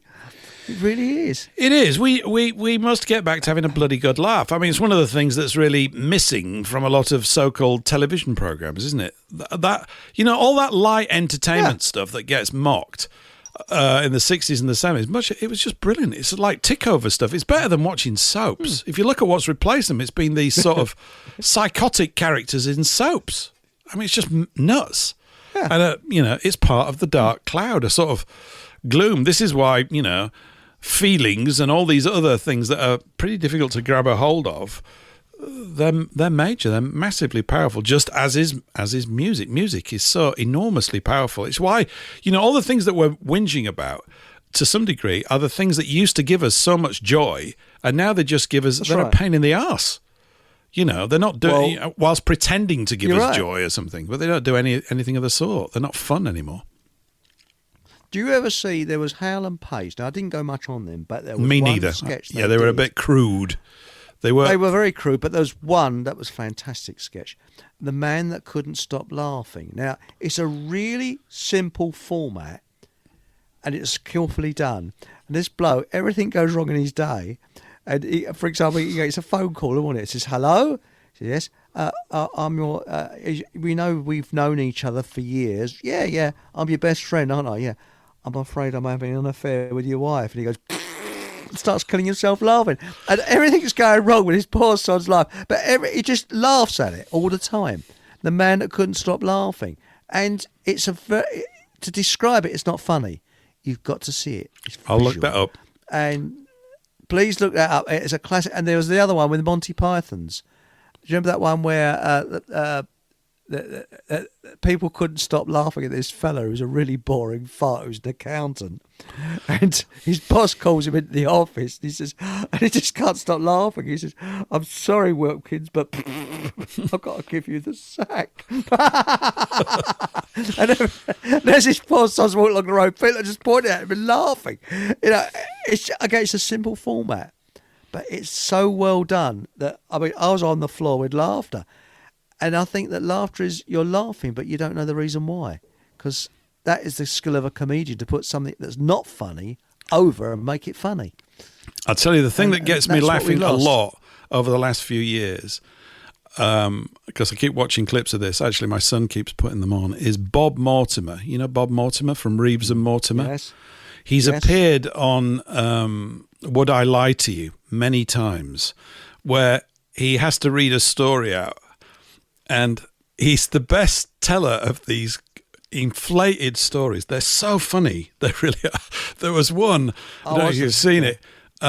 He gets this card and he has to read it. And the story is, what he has to say is, there was a day when Chris Rea, the guy that we've mentioned recently, who passed away just a few months ago, put an egg in my bath, because he said it would make me feel better. Cracked an egg in his bath, in his hot bath. It's fantastic, and there's not one foul word in the whole thing. It's surreal to the nth degree. That's the skill of it.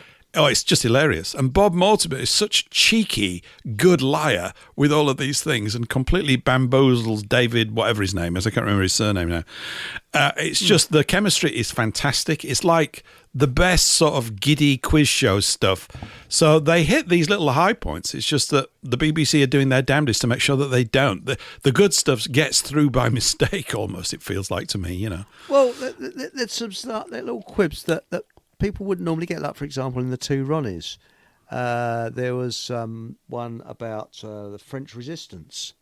Sorry, the Dutch resistance.